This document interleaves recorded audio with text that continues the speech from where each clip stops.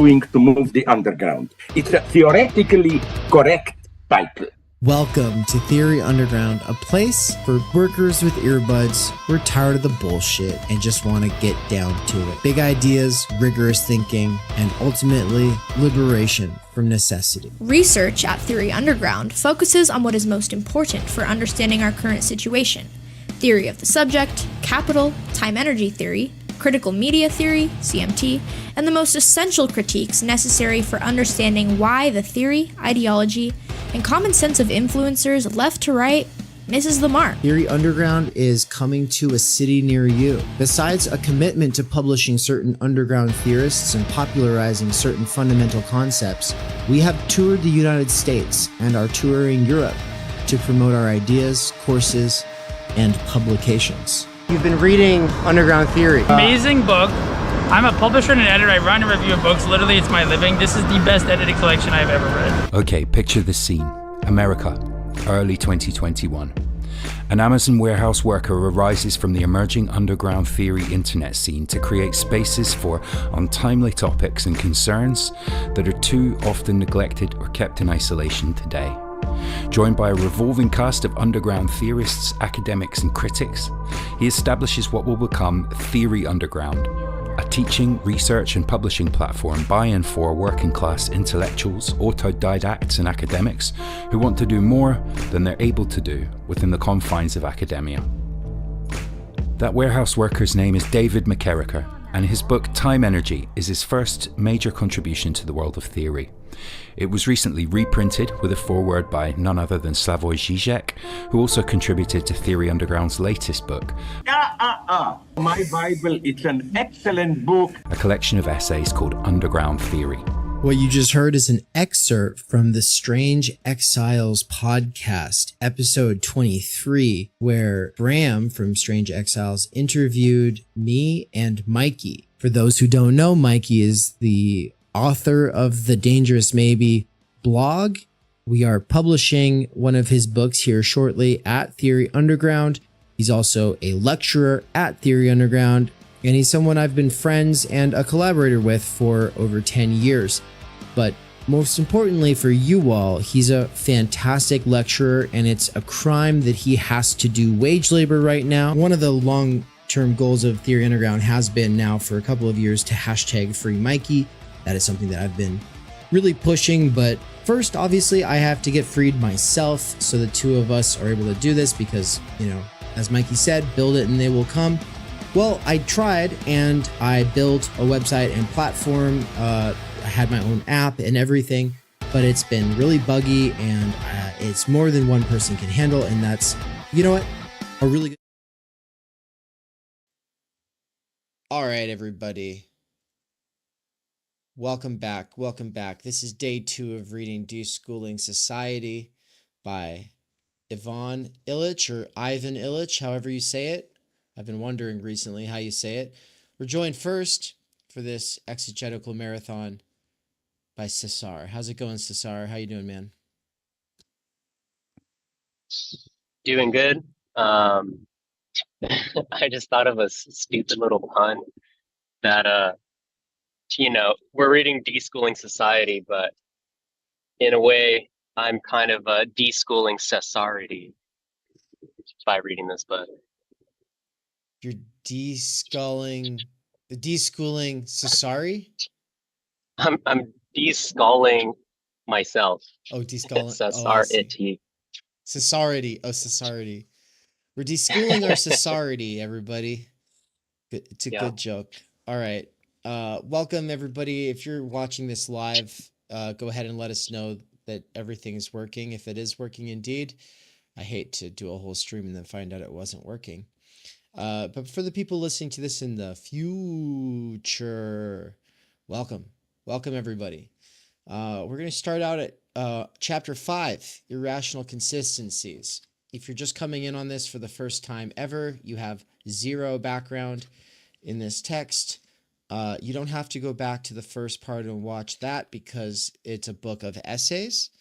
But basically, Illich is skeptical, to say the least, about modern schooling He thinks that there needs to be radical changes that take place in our institutions if we are to really be human or do much with our lives.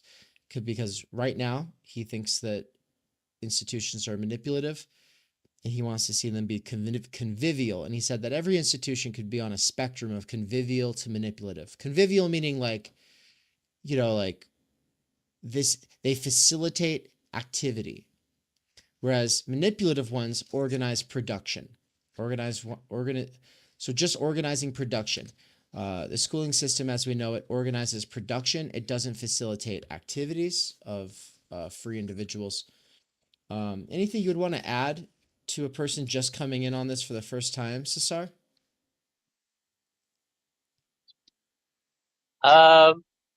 Maybe the first thing is let's kind of realize that Ivan Illich is writing, I would say, in a at least somewhat polemical way, where he's not trying to be so empirical about things or like scientific with them necessarily. He's letting you know how he feels about things, or like how he colors his experiences and what he's seeing.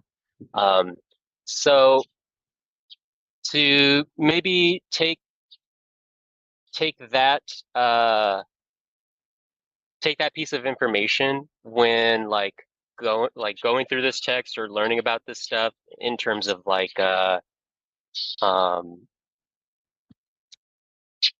what's the point I'm trying to make? I guess try not to see it as just it's only about let's get rid of schools. Try to understand he's putting some passion into what his wordings are, but like you said, he's kind of talking more about like how are institutions themselves functioning, because a lot of this book is not just examples of schools. In fact, he's using lots of different examples of like infrastructure or healthcare, and that is a running theme throughout his books. So I would say for people not to get caught up on the school aspect of this collection.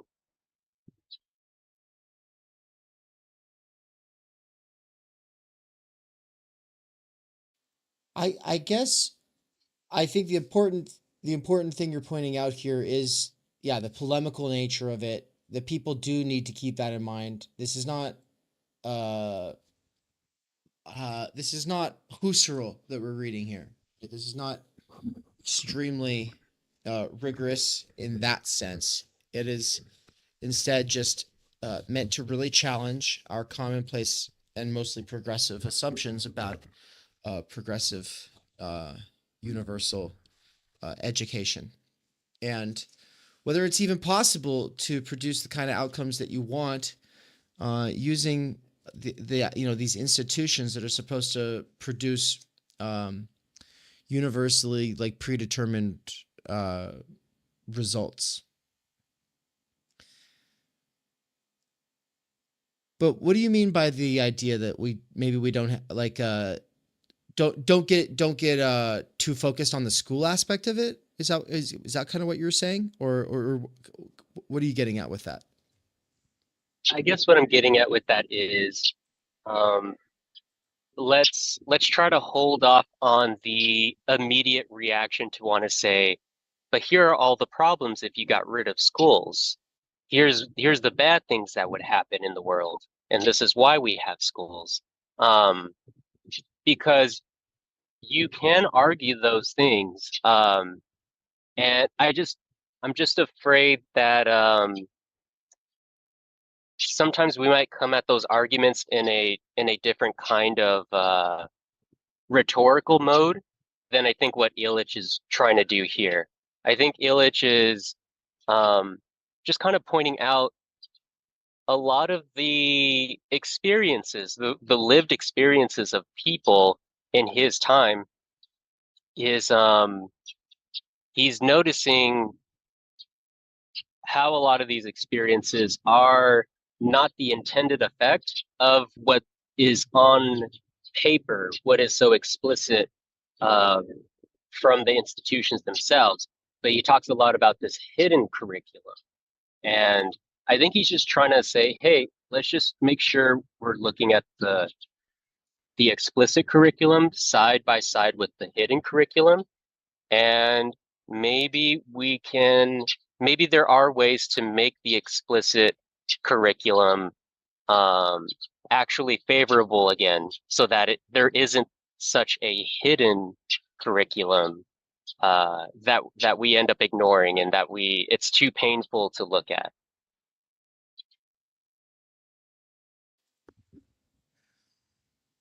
I guess it'll be a big question mark for me how far he wants to take it at any given moment, but he definitely wants us to get thinking about things.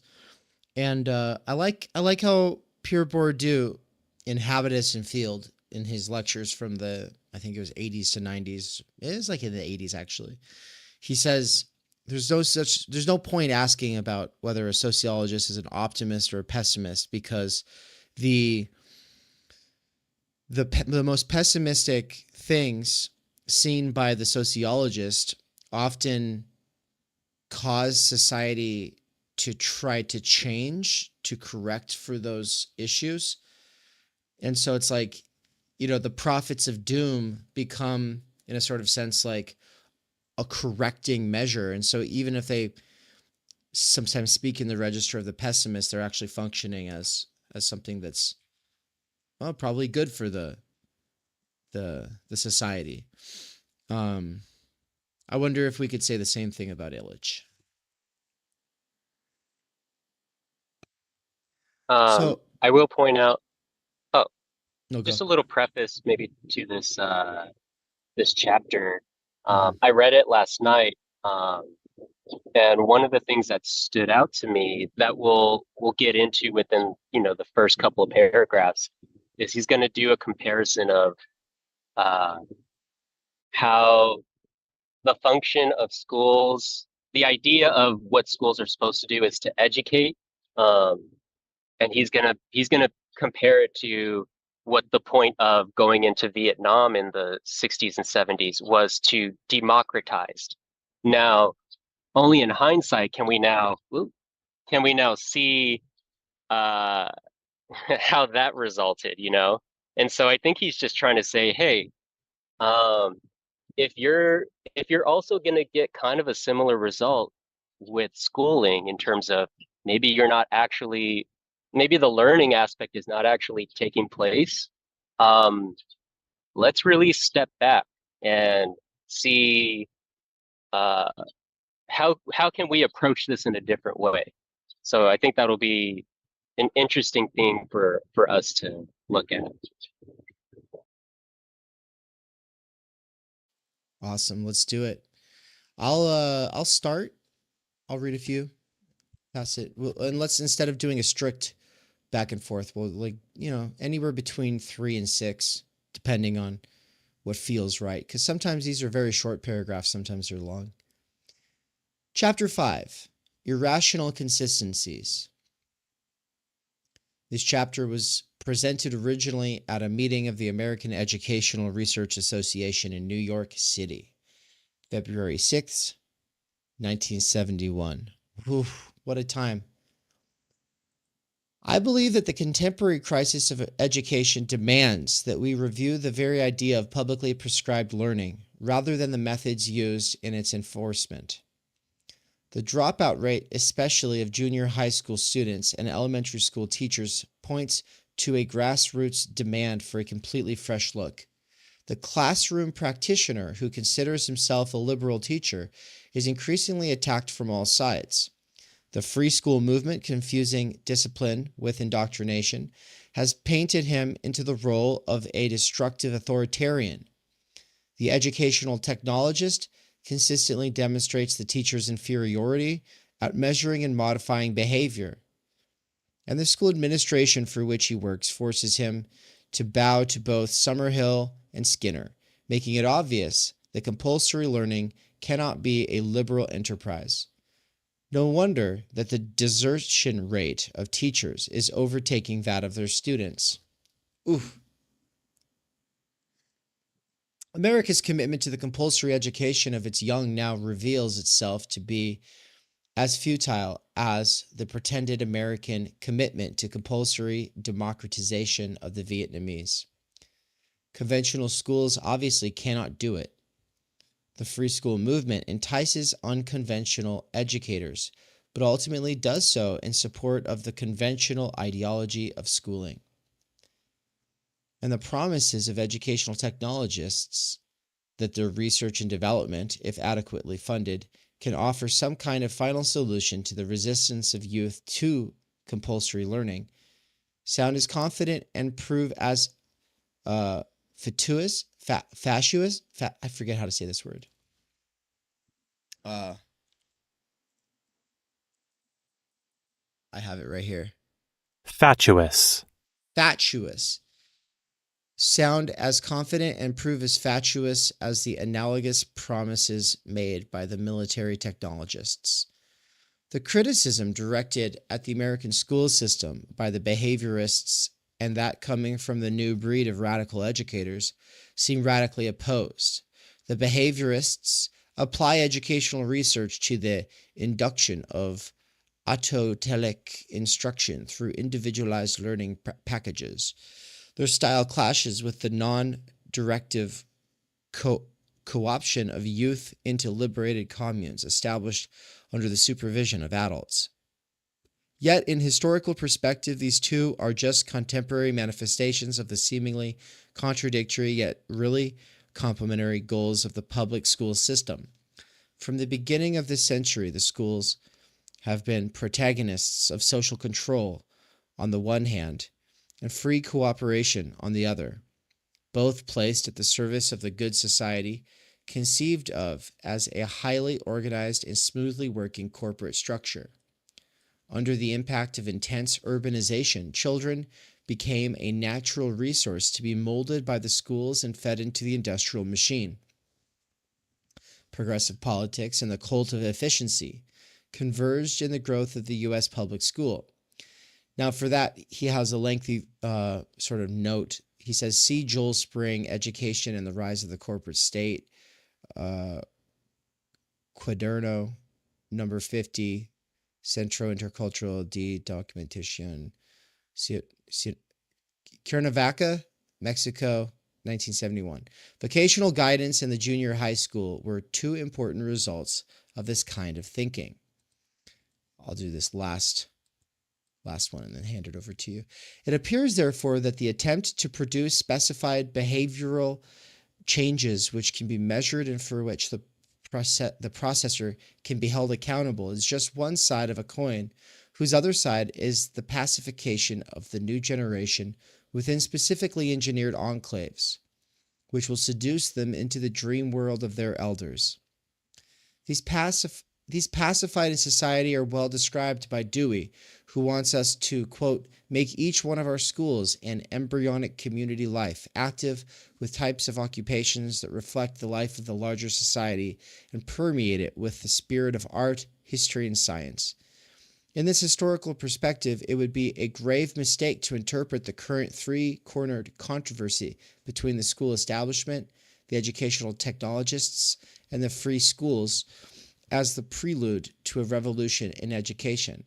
This controversy reflects rather a stage of an attempt to escalate an old dream into fact and finally make all valuable learning the result of professional teaching. Good to see you, Terrence. Great to have you in the chat. Hope you're having a delightful evening. Most educational alternatives proposed converge toward goals which are imminent in the production of a cooperative man whose individual needs are met by means of his specialization in the American system. They are oriented toward the improvement of what, for lack of a better phrase, I call the schooled society. Even the seemingly radical critics of the school system are not willing to abandon the idea that they have an obligation to the young, especially to the poor, an obligation to process them, whether by love or by fear, into a society which needs disciplined specialization as much from its producers as from its consumers, and also their full commitment to the ideology which puts economic growth first.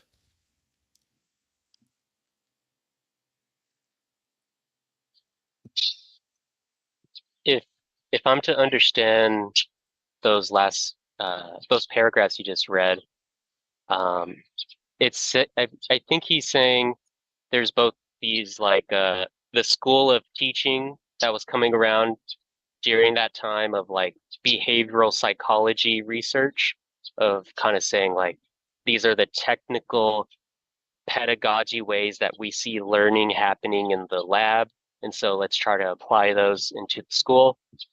And then there's maybe like an other type of, I almost want to call it like hippie teaching, of just like we need to do it for like the freedom of these children, like for the good of them, something like that. And what he's saying, what he's concerned about is that they might seem like opposites, which they are in some sense, but that they could actually also be serving the same result of needing to put these students, through an organized type of learning structure. That, I mean, essentially he's trying to say like they're using the one size fits all kind of, or like Yeah, that's yeah, kind of yeah. like what's resulting. When his approach, from I think all the things we've read so far, is learning is really different from person to person, and we don't really know. Um, we can't expect to have the same method for every single person, and have the same results. So I think that's his main argument, is that if both of those schools of thought are still leaning towards we need to process people through this organization, um, he's not for that. Is that kind of what you were?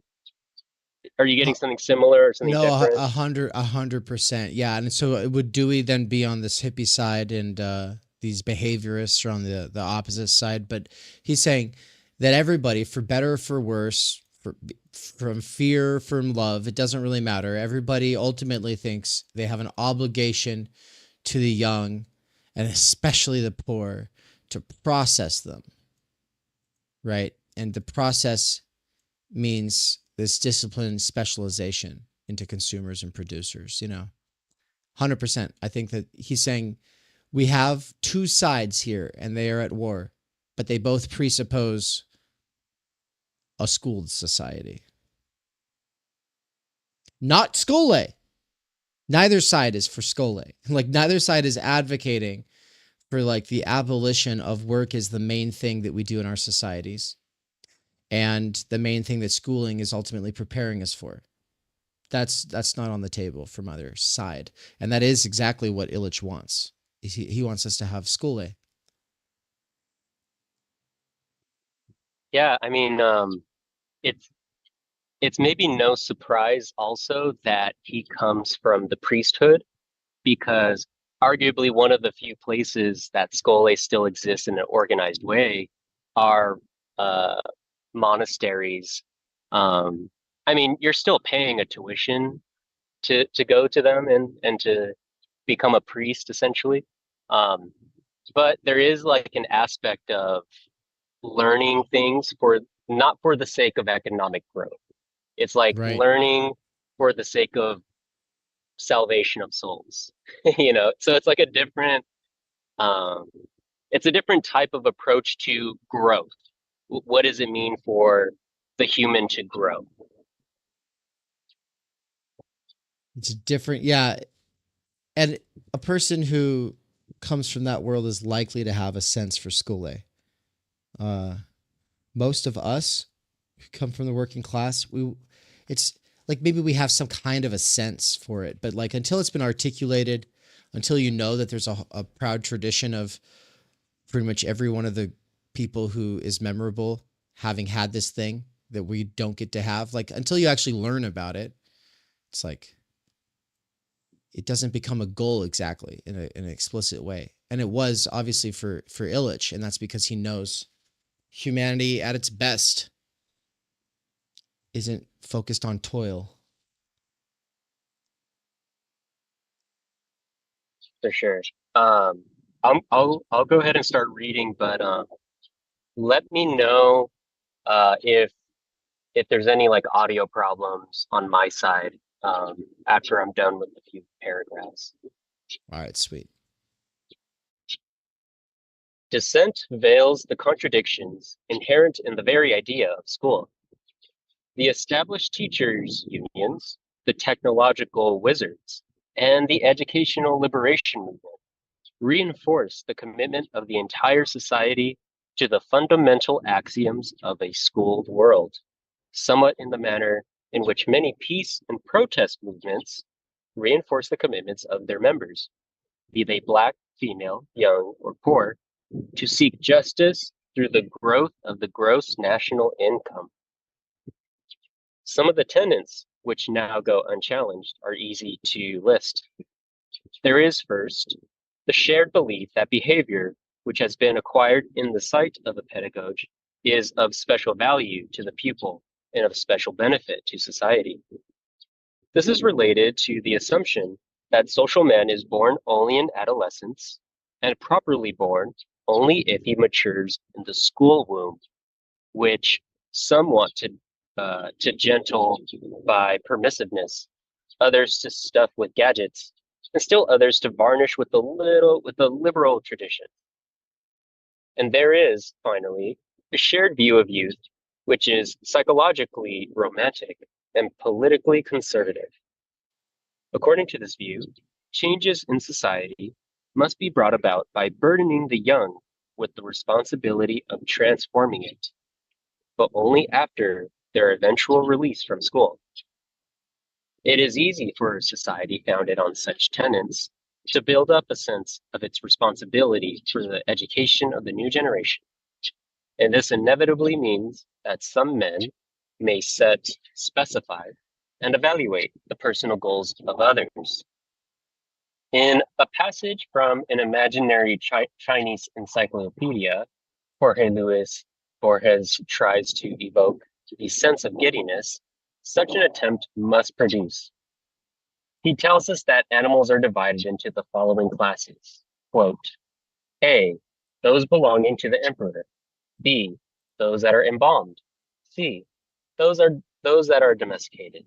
D, the suckling pigs. E, the siren. F, fabulous ones. G, the roaming dogs. H, those included in the present classification. I, those that drive themselves crazy. J, innumerable ones. K, those painted with a very fine brush of camel hair. L, etc. M, those who have just broken the jug. N, those who resemble flies from afar. Unquote. Now, such a taxonomy does not come into being unless somebody feels it can serve his purpose. In this case, I suppose, that somebody was a tax collector. For him, at least, this taxonomy of beasts must have made sense, the same way in which the taxonomy of educational objectives makes sense to scientific authors. I love this. Those who resemble flies from afar. Or those who have just broken the jug.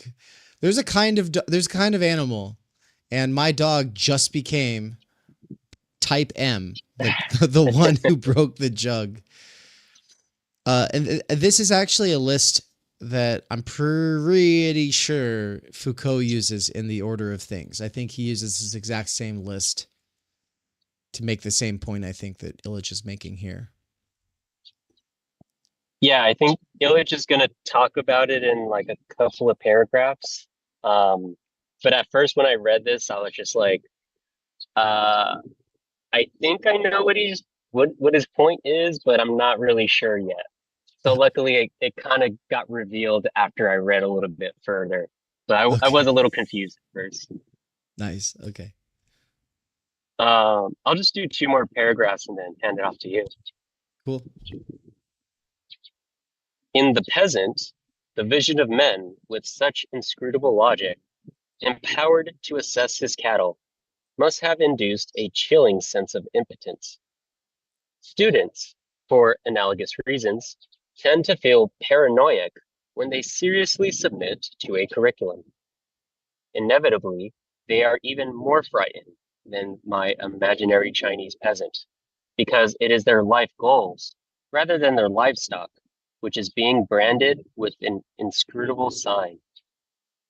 This passage of Borges is fascinating because it evokes the logic of irrational consistency, which makes Kafka's and Kussler's bureaucracy so sinister, yet so evocative of everyday life.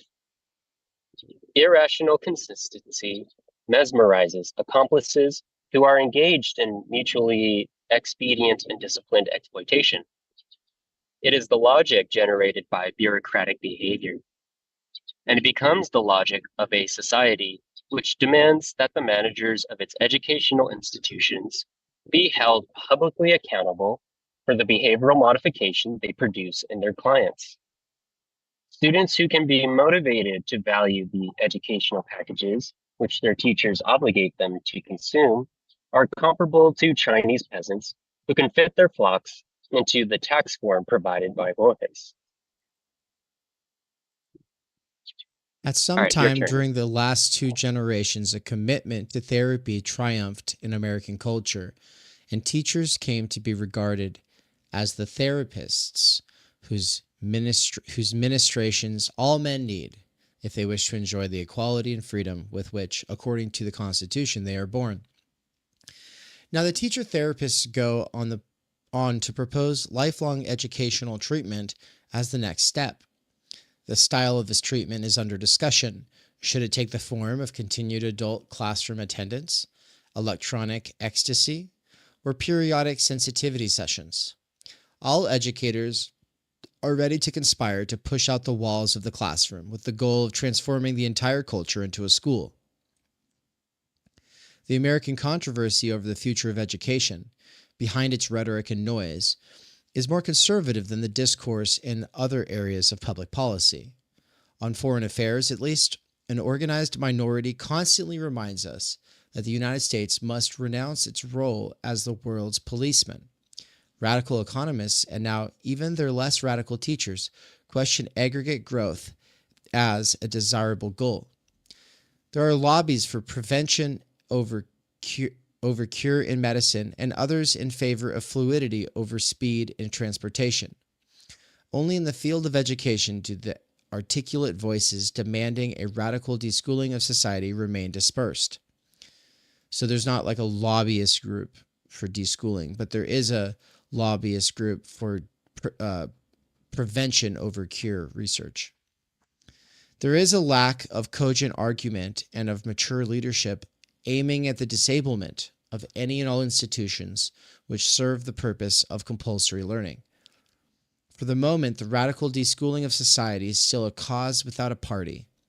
This is especially surprising in a time of growing, though chaotic, resistance to all forms of institutionally planned instruction on the part of those aged 12 to 17.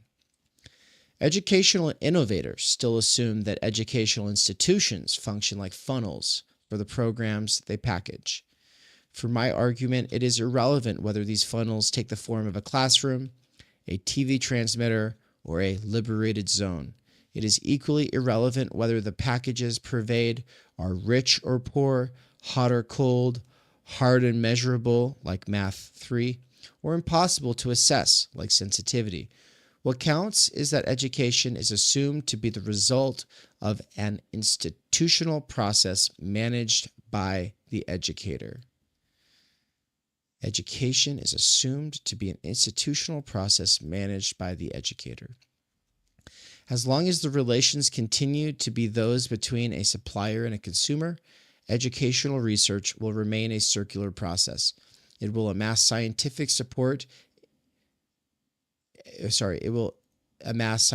evidence in support of the need for more educational packages and for their more deadly accurate delivery to the individual customer. Just as a certain brand of social science can prove the need for the delivery of more military treatment. An education revolution depends on a twofold inversion, a new orientation for research and a new understanding of the educational style of an emerging counterculture. Which, of course, at the time, it's 1971, he sees something of an emerging counterculture, like Marcuse or anybody else writing at that time. He has some hope that it can be guided in some kind of a positive direction and not just be a huge waste of energy. And so, yeah, he wants to see it happen at the level of schooling. You want to finish this thing out, Cesar? I'm kind of jealous you chilling outside on the grass. For people who are listening to this and you can't see, like, Cesar is comfy. He's on the grass. He's in shorts. He's got a white t-shirt. It's a white t-shirt kind of day over there. Well, I was telling Dave, where I live, it's not uncommon for our summer to be essentially a winter where you just stay inside and don't go get baked in the sun. But today has been an oddly cool summer day, so I got to take advantage of it. Cool. Yeah, maybe we got to get you a Theory Underground set up outside. Maybe Ann can help you out with that. Oh man, I've been talking about this. In fact, Brian has been talking to me about it. Like, it's possible. We really could do it. I want to, for sure. Brian, a wild Brian appears. What's up, man? Oh, you're muted. Oh no, the teacher infiltrating. How long have you guys been at it? I literally just I've been kind of preparing for tomorrow all day today. And I just got on YouTube and saw that this was live. I was like, I'll join for a minute. Nice. That's so cool. So we've been at it for it's been 33 minutes. Oh, okay. We're just about to close out Irrational Consistencies, that chapter. Okay. So you're toward the end. Because you did another one the other day. Yeah, yesterday we did a 6-hour exegetical marathon. Sweet. Yeah, man. Cool. Cesar, what should we ask Brian while he's here? Brian, how do we get a outside setup for Dave so that he could get some sunshine as well?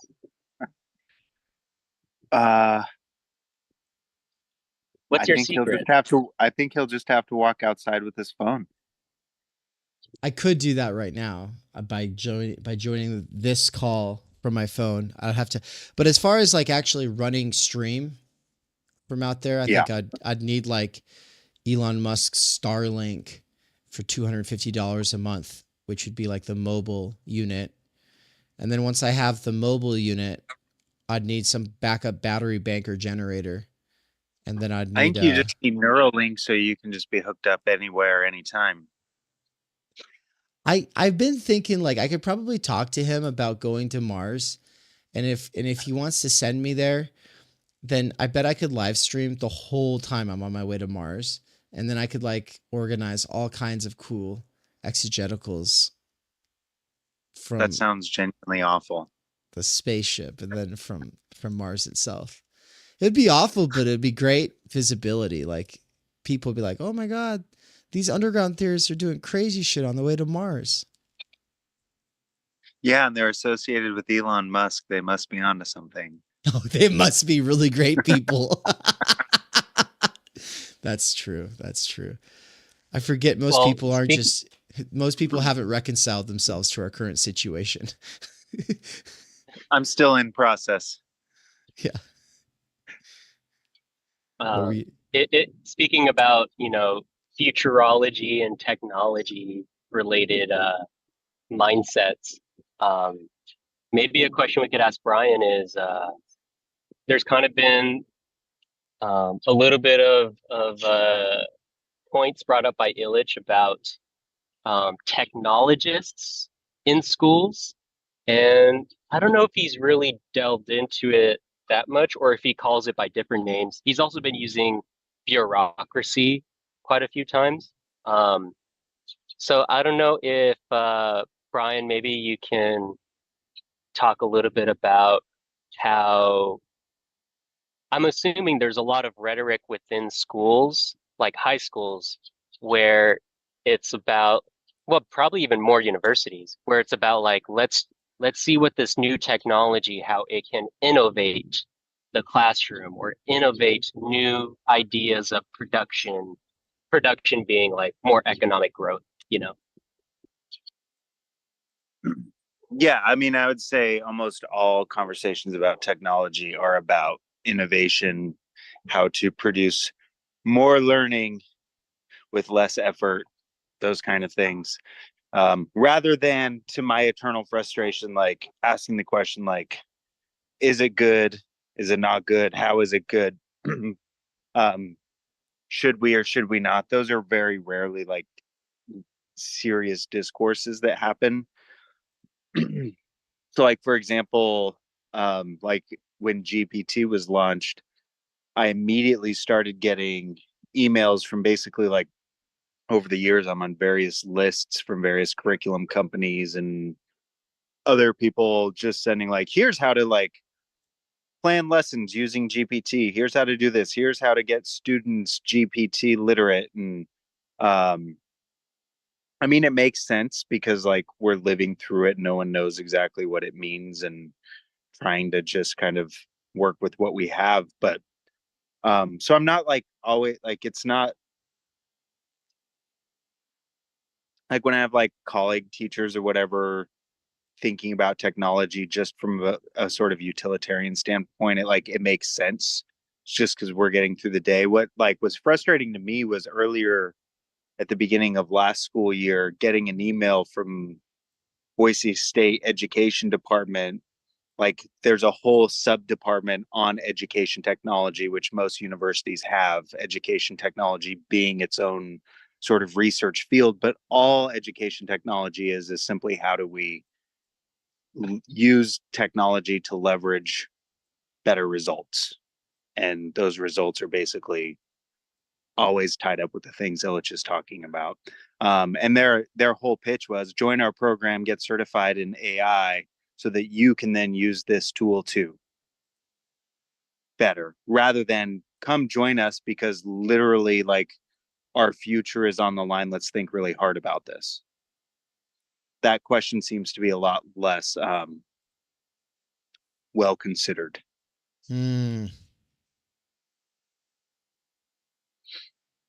So the technologists and the behaviorists and the like, he talks about these different kinds of educational approaches, and he says that one of the things that they all do is that they all assume that, like, whether they're like, as Cesar said, like if they're more like the hippie approach to schooling, or if they're the more like technocratic behaviorist type, either way, their shared assumption, Illich said, is that there's an obligation to put children through a schooling process. And of course, like I think that on the stream yesterday, we emphasized that this is not the opposite of, this is not being anti-instruction. This is not being anti-learning. This is not being anti-education. Schooling is getting in the way of that, would be the thesis here. And so, but with that said, today's a new stream and we've got the horse right here. I'd like to hear it from his mouth.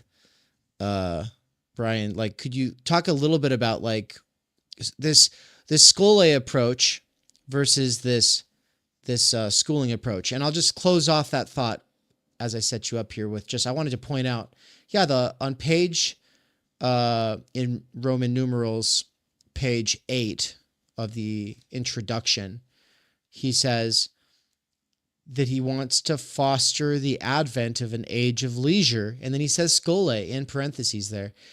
And I didn't know that back when I wrote Time Energy. Like, I'd forgotten that he even says that. I'd forgotten that he used the word Skole, because the first time I read that, it must not have really registered. And so that's amazing. but yeah, so what does that look like, or do we have some kind of an idea for what that looks like? And does that, I mean, it puts him at odds with literally everybody, does it not? Or what? How do you take it? What does he want? I do. Yeah. I do think it puts him at odds with just about everybody.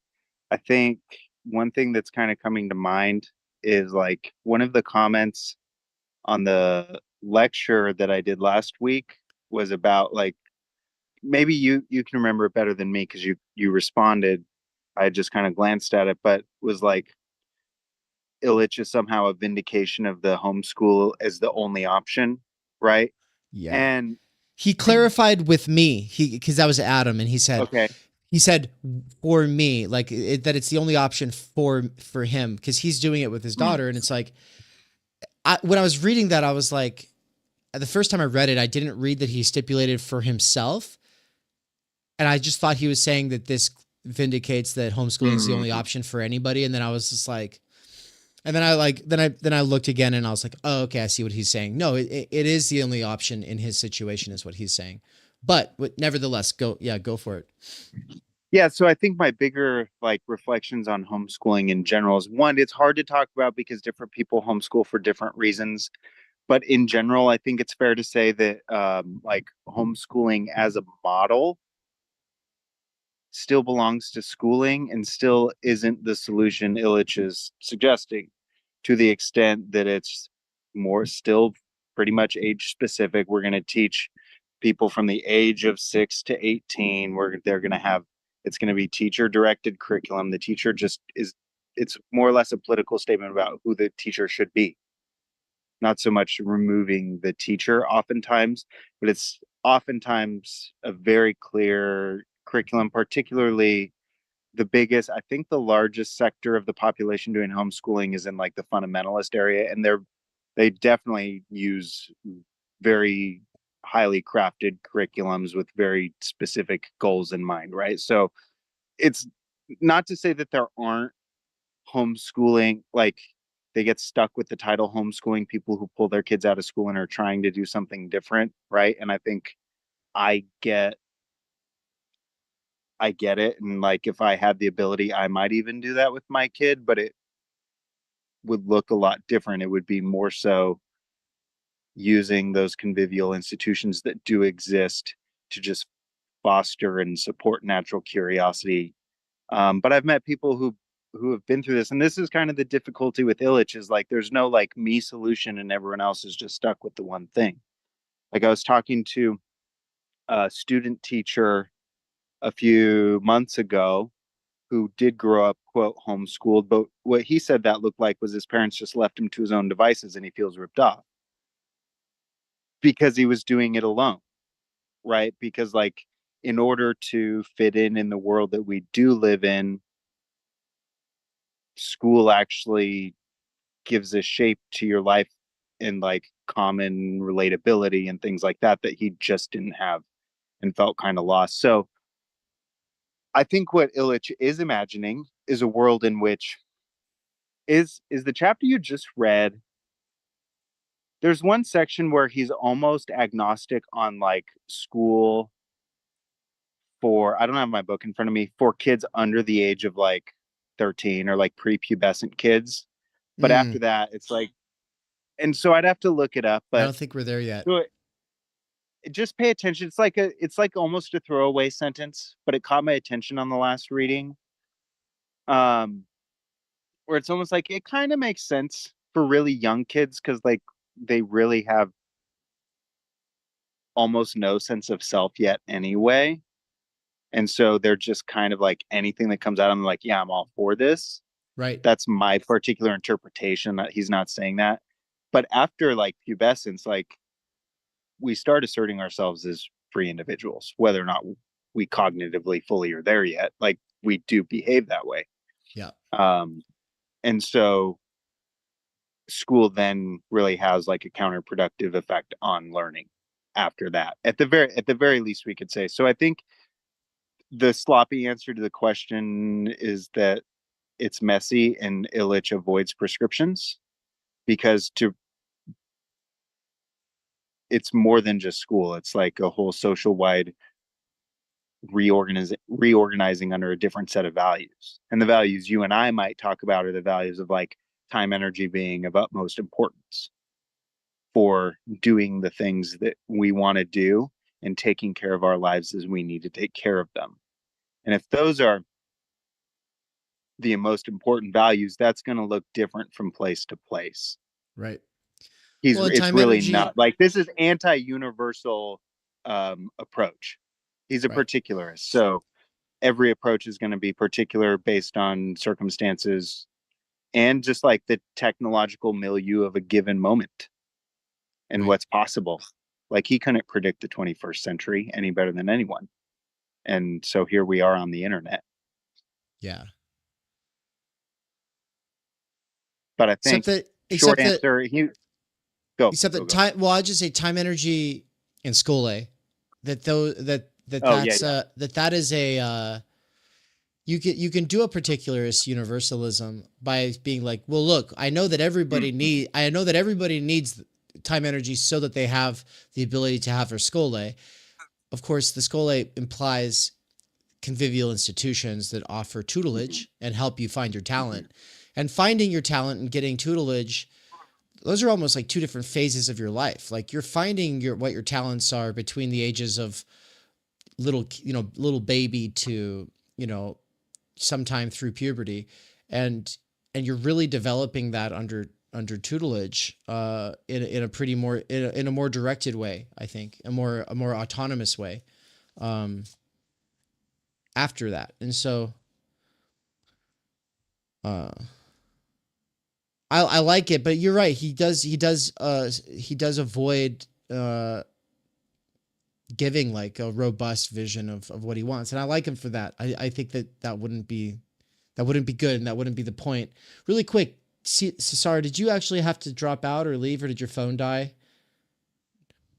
No, you're here. Okay, cool. Welcome back. You're muted though. Just getting my phone all situated. It kept falling over, so. Okay, cool.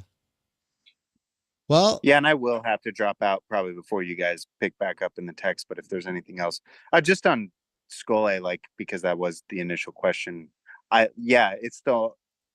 I was gonna cover it last week, because it is that last paragraph of the introduction, and then I just forgot. I like you and I both have kind of, I think we gravitated toward that word, and like I also brought it up in my master's thesis. I do think it is a cool like way to rethink, like if we're going to think what school or the world ought to look like, it would be that sort of leisureful approach to our own learning and our own development, or our own like thriving, ultimately having the space to do so. The few prescriptions that Illich does make are all in Deschooling. I think, to my knowledge, is the only book where he has explicit, like, these are the laws that could be considered, such as like setting aside money that you just get an account, separating education from the state, right? In the way that we've separated religion from the state, church and state, also learning and state. The other prescriptions, like an employer cannot ask you what your credentials are, but can only hire based on whether or not you're qualified in actual skill sets for the job at hand.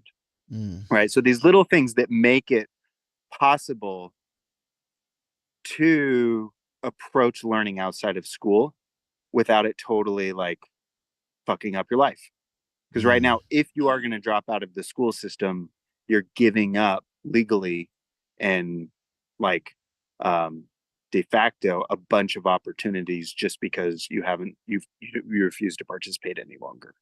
And he wants those separations. I think those are the biggest, but that makes time for that leisure space, or the ability to choose that leisure space. Awesome. So do you want to read out the last few paragraphs of this chapter? There's like 1, 2, 3 and a half. Sure. And then if I can get them on my phone. And then we'll be diving into learning webs. Oh, fun. And then I'll Yeah. probably have to go. I'm at the tail end of Theo's. I'm just hoping that we can finish reading all of this book before I have to go. Okay. So we'll have to get back to it in a minute. But yeah, here you go. Take it away. There it is. Right there. Are we at operational? Yeah. Operational research now seeks to optimize the efficiency of an inherited framework, a framework which is itself never questioned. This framework has the syntactic structure of a funnel for teaching packages. The syntactic alternative to it is an educational network or web for the autonomous assembly of resources under the personal control of each learner. This alternative structure of an educational institution now lies within the conceptual blind spot of our operational research. If research were to focus on it, this would constitute a true scientific revolution. The blind spot of educational research reflects the cultural bias of a society in which technological growth has been confused with technocratic control. For the technocrat, the value of an environment increases as more contacts between each man and his milieu can be programmed. In this world, the choices which are manageable for the observer or planner converge with the choices possible for the observed so-called beneficiary. Freedom is reduced to a selection among packaged commodities. The emerging counterculture reaffirms the values of semantic content above the efficiency of increased and more rigid syntax. It values the wealth of connotation above the power of syntax to produce wealth. It values the unpredictable outcome of self-chosen personal encounter above the certified quality of professional instruction.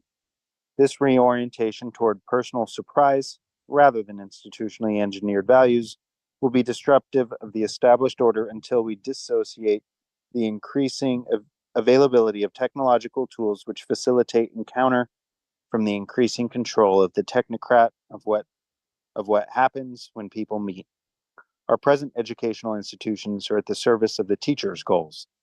The relational structures we need are those which will enable each man to define himself by learning and by contributing to the learning of others.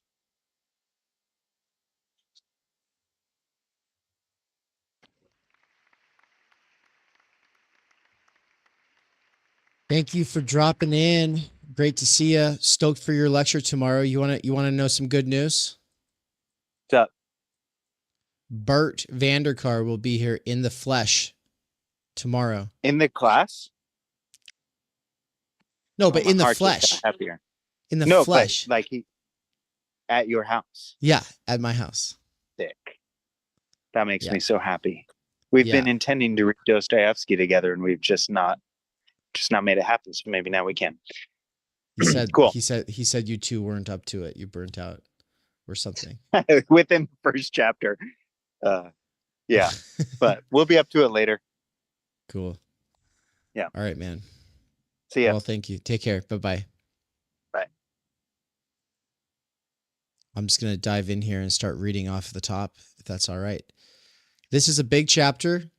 And so let's just kind of go hard for the first like half hour here. See, and not speed reading, not rushing, but also like, let's see how much we can read in a half hour. Cause I don't want to have to rush towards the end. Yeah. You want to like put the brakes on the exegetical asides for a little bit. Yeah. We'll just jot notes for what we want to talk about once we're kind of, at a half hour point through the learning webs. So if you're just joining us today, right now, welcome everybody. Good to have you all here. And Adam, I see you there. Terrence. Adam says Doppelnance reads words good. Doppelnance.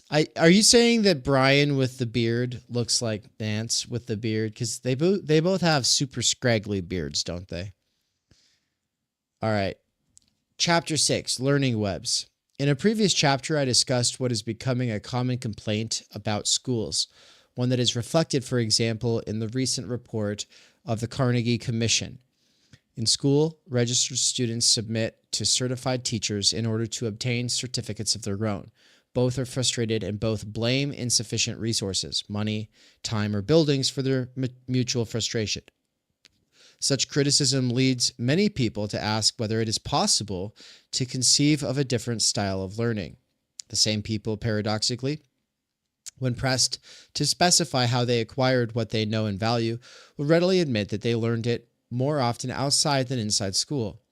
Their knowledge of facts, their understanding of life and work came to them from friendship or love, while viewing TV or while reading, from examples of peers or the challenge of a street encounter. Or they may have learned what they know through the apprenticeship ritual for admission to a street gang or the initiation to a hospital, newspaper city room, plumber's shop, or insurance office. The alternative to dependence on schools is not the use of public resources for some new device which makes people learn. Rather, it is the creation of a new style of educational relationship between man and his environment. To foster this style, attitudes toward growing up, the tools available for learning, and the quality and structure of daily life will have to change concurrently. Attitudes are already changing. The proud dependence on school is gone. Consumer resistance increases in the knowledge industry. Many teachers and pupils, taxpayers and employers, economists and policemen would prefer not to depend any longer on schools. What prevents their frustration from shaping new institutions is a lack not only of imagination, but frequently also of appropriate language and of enlightened self-interest. They cannot visualize either a deschooled society or educational institutions in a society which has disestablished school. In this chapter, I intend to show that the inverse of school is possible, that we can depend on self-motivated learning instead of employing teachers to bribe or compel the student to find the time and the will to learn, that we can provide the learner with new links to the world instead of continuing to funnel all educational programs through the teacher. I shall discuss some of the general characteristics which distinguish schooling from learning and outline 4 major categories of educational institutions, which should appeal not only to many individuals, but also to many existing interest groups. So it sounds like it'll be of great use to people who are self-organizing on the internet towards their own learning goals. And you want to take it away at the objection? An objection. Who can be served by bridges to nowhere? We are used to considering schools as a variable, dependent on the political and economic structure. If we can change the style of political leadership, or promote the interests of one class or another, or switch from private to public ownership of the means of production, we assume the school system will change as well. The educational institutions I will propose, however, are meant to serve a society which does not now exist, although the current frustration with schools is itself potentially a major force to set in motion change toward new social arrangements. An obvious objection has been raised to this approach. Why channel energy to build bridges to nowhere, instead of marshaling it first to change not the schools, but the political and economic system? This objection, however, underestimates the fundamental political and economic nature of the school system itself, as well as the political potential inherent in any effective challenge to it. In a basic sense, schools have ceased to be dependent on the ideology professed by any government or market organization. Other basic institutions might differ from one country to another: family, party, church, or press. But everywhere the school system has the same structure, and everywhere its hidden curriculum has the same effect. Invariably, it shapes the consumer who values institutional commodities above the non-professional ministration of a neighbor. Everywhere the hidden curriculum of schooling initiates the citizen to the myth that bureaucracies guided by scientific knowledge are efficient and benevolent. Everywhere, this same curriculum instills in the pupil the myth that increased production will provide a better life. and everywhere it develops the habit of self-defeating consumption of services and alienating production, the tolerance for institutional dependence, and the recognition of institutional rankings. The hidden curriculum of schools does all this in spite of contrary efforts undertaken by teachers and no matter what ideology prevails. In other words, schools are fundamentally alike in all countries, be they fascist, democratic, or socialist, big or small, rich or poor. This identity of the school system forces us to recognize the profound worldwide identity of myth, mode of production, and method of social control, despite the great variety of mythologies in which the myth finds expression. In view of this identity, it is illusory to claim that schools are, in any profound sense, dependent variables. This means that to hope for fundamental change in the school system as an effect of conventionally conceived social or economic change is also an illusion. Moreover, this illusion grants the school, the reproductive organ of a consumer society, almost unquestioned immunity. It is at this point that the example of China becomes important. For 3 millennia, China protected higher learning through a total divorce between the process of learning and the privilege conferred by Mandarin examinations. To become a world power and a modern nation state, China had to adopt the international style of schooling. Only hindsight will allow us to discover if the Great Cultural Revolution will turn out to have been the first successful attempt at deschooling the institutions of society. Even the piecemeal creation of new educational agencies, which were the inverse of school, would be an attack on the most sensitive link of a pervasive phenomenon, which is organized by the state in all countries. A political program which does not explicitly recognize the need for deschooling is not revolutionary. It is demagoguery, calling for more of the same. Any major political program of the 70s should be evaluated by this measure. How clearly does it state the need for deschooling? And how clearly does it provide guidelines for the educational quality of the society for which it aims? The struggle against domination by the world market and big power politics might be beyond some poor communities or countries. But this weakness is an added reason for emphasizing the importance of liberating each society through a reversal of its educational structure, a change which is not beyond any society's means.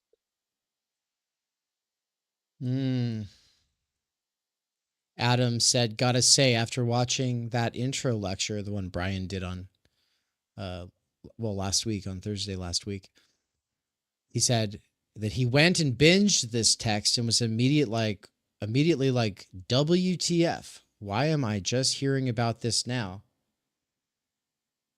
And I have to say, I would not have heard about this text if it wasn't for basically going out of my way and tracking down some oddball professors at my institution.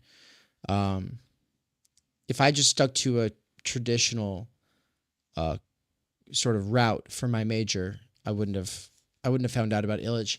And it's just like, it's kind of, it's fascinating. He really is like this sort of invisible figure.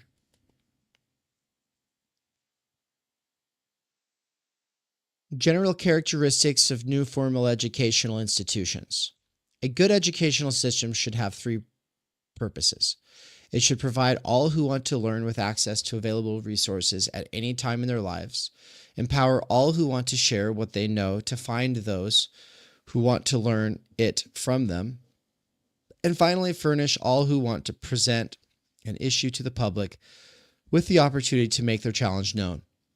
Such a system would require the application of constitutional guarantees to education. Learners should not be forced to submit to an obligatory curriculum or to discrimination based on whether they passed a certificate or a diploma. nor should the public be forced to support, through regressive taxation, a huge professional apparatus of educators and buildings, which in fact restricts the public's chances for learning the services the profession is willing to put on the market.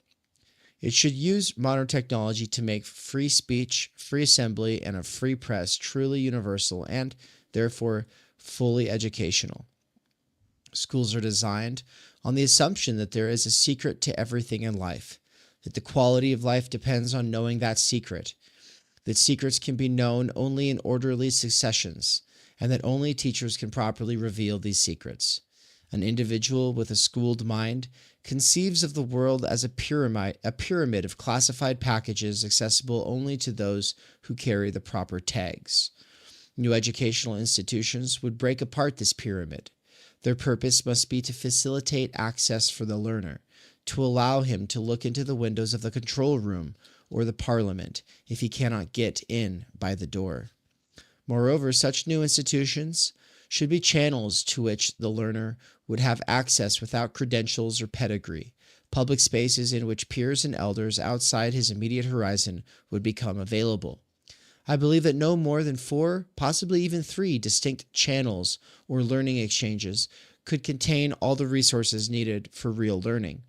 The child grows up in a world of things, surrounded by people who serve as models for skills and values. He finds peers who challenge him to argue, to compete, to cooperate, and to understand. And if the child is lucky, he is exposed to confrontation or criticism by an experienced elder who really cares. Things, models, peers, and elders are 4 resources, each of which requires a different type of arrangement to ensure that everybody has ample access to it. I will use the words opportunity web for network to designate specific ways to provide access to each of 4 sets of resources. Network is often used, unfortunately, to designate the channels reserved to materials selected by others for indoctrination, instruction, and entertainment. But it can also be used for the telephone or the postal service, which are primarily accessible to individuals who want to send messages to one another. I wish we had another word to designate such reticular structures for mutual access, a word less evocative of entrapment, less degraded by current usage, and more suggestive of the fact that any such arrangement includes legal, organizational, and technical aspects. Not having found such a term, I will try to redeem the one which is available, using it as a synonym of educational web. What are needed are new networks readily available to the public and designed to spread equal opportunity for learning and teaching.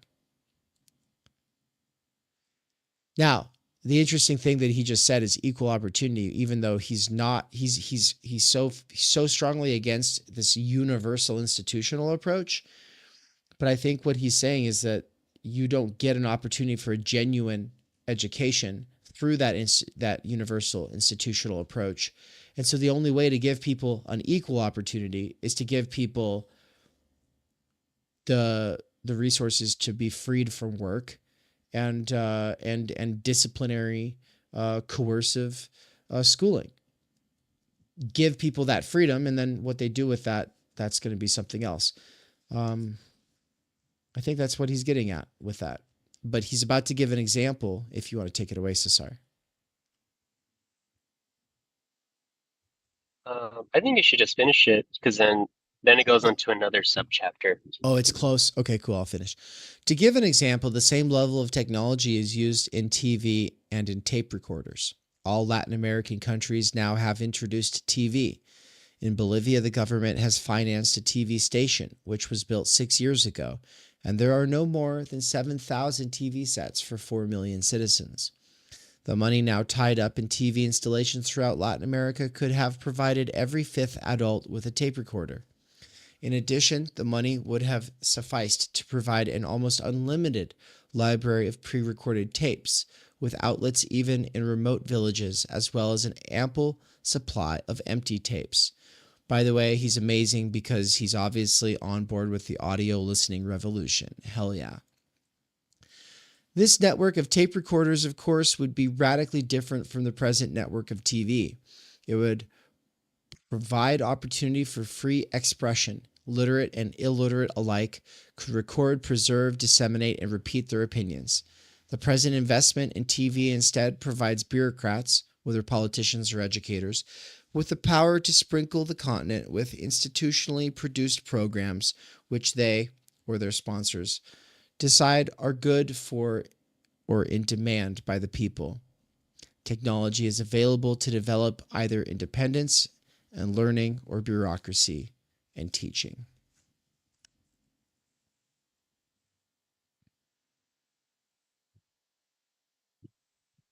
For networks, the planning of new educational institutions ought not to begin with the administrative goals of a principal or president, or with the teaching goals of a professional educator, or with the learning goals of any hypothetical class of people. It must not start with the question, what should someone learn? But with the question, what kinds of things and people might learners want to be in contact with in order to learn? Someone who wants to learn knows that he needs both information and critical response to its use from somebody else. Information can be stored in things and in persons. In a good educational system, access to things ought to be available at the sole bidding of the learner, while access to informants requires, in addition, others' consent. Criticism can also come from two directions, from peers or from elders, that is, from fellow learners whose immediate interests match mine, or from those who will grant me a share in their superior experience. Peers can be colleagues with whom to raise a question, companions for playful and enjoyable or arduous reading or walking, challengers at any type of game. Elders can be consultants on which skill to learn, which method to use, what company to seek at a given moment. They can be guides to the right questions to be raised among peers and to the deficiency of the answers they arrive at. Most of these resources are plentiful, but they are neither conventionally perceived as educational resources, nor is access to them for learning purposes easy, especially for the poor. We must conceive of new relational structures, which are deliberately set up to facilitate access to these resources for the use of anybody who is motivated to seek them for his education. Administrative, technological, and especially legal arrangements are required to set up such web-like structures. Educational resources are usually labeled according to educators' curricular goals. I propose to do the contrary, to label 4 different approaches which enable the student to gain access to any educational resource which may help him to define and achieve his own goals. Number 1, reference services to educational objects, which facilitate access to things or processes used for formal learning. Some of these things can be reserved for this purpose, stored in libraries, rental agencies, laboratories, and showrooms like museums and theaters. Others can be in daily use in factories, airports, or on farms, but made available to students as apprentices or on off hours. Number 2, skill exchanges, which permit persons to list their skills, the conditions under which they are willing to serve as models for others who want to learn these skills, and the addresses at which they can be reached. 3, peer matching, a communications network which permits persons to describe the learning activity in which they wish to engage in the hope of finding a partner for the inquiry. 4, reference services to educators at large, who can be listed in a directory giving the addresses and self-descriptions of professionals, paraprofessionals, and freelancers, along with conditions of access to their services. Such educators, as we will see, could be chosen by polling or consulting their former clients. Dang, he wants to dox everyone. Yeah, dude. As Anne was saying the other day, it turns out, I mean, it's pretty easy to find anybody's address online. Like, I almost think that doxing is primarily a fear instilled in us by the extreme left and the extreme right. Like because they're all paranoid psychotics, and then they take turns doxing each other and sending each other dead animals in boxes, and it's just like they expect everyone else to be scared of it, and it's like you little bitches all forget about the time when we all had the white book and the fucking yellow pages. Like the white pages, remember, you could like literally find anybody's number, and it's just silly.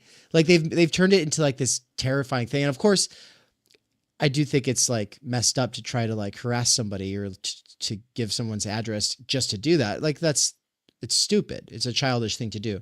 But the amount of paranoia online when it comes to that, it's like people act like it would be the worst thing ever. And it's like, it's kind of funny. Yeah, I mean, we already got a lot of information out there. It's almost like the Heideggerian, what is it, thrownness? We already have our information thrown into the world before we even can decide on what information we want in the world. Yeah. It's like, give up, people. It's okay. Oh, by the way, speaking of Anne, I think she's here now. I don't know. Anne, are you here? Boom. Welcome. I have to give Ryan his bits really quick, so hold on. Oh, cool. Nice. You're in space, it looks like. I just want to mention, Dave, you were saying maybe it is a good thing that Illich is not really giving a lot of examples in his writing, but it kind of sounds like he's about to outline 4 different models that he's proposing of the educational objects, skill exchange, peer matching, and educators at large. So I don't know if any of those like spoke to you. No, this is the chapter where he does that. And I'd say this is the section that spoke to me the most back in the day. And in fact, if you look at the introduction to underground theory, I do talk, I say something about how we're experimenting with learning webs, like Illich talked about. And so it's like, this really did stick in my head, because obviously you can't read this without going, oh shit, the internet's kind of doing this already. I mean, it's like we're able to do that with the internet, even though everything is against us. The entire university system is against us doing this. The entire schooling system is against us doing this. It's all built towards treating learning like it's a phase of your life that is part of this period this pyramid where the only real knowledge comes sequentially and is always under the supervision of an institutionally backed figure. And it's always towards some kind of a degree that's supposed to be useful towards some kind of resume or CV or whatever. And instead, like, we're over here finding each other on the internet, and we're doing the things. So it's like Google has made it so. YouTube, for instance, has made skill exchanges so easy. Or like Anne with all the recipes that you'll draw off of, like, those are skill exchanges. People are serving that up to you, and there's just kind of like, there is like this free Skillshare sort of part of the internet that's amazing, even though it's not the main purpose. If it was the main purpose, if the main purpose of the internet was to help on all 4 of these levels, Cesar, like reference services to educational objects, right? That'd be the ability to type into a search bar what you're looking for and actually find it. Whereas Google is becoming increasingly less reliable, right?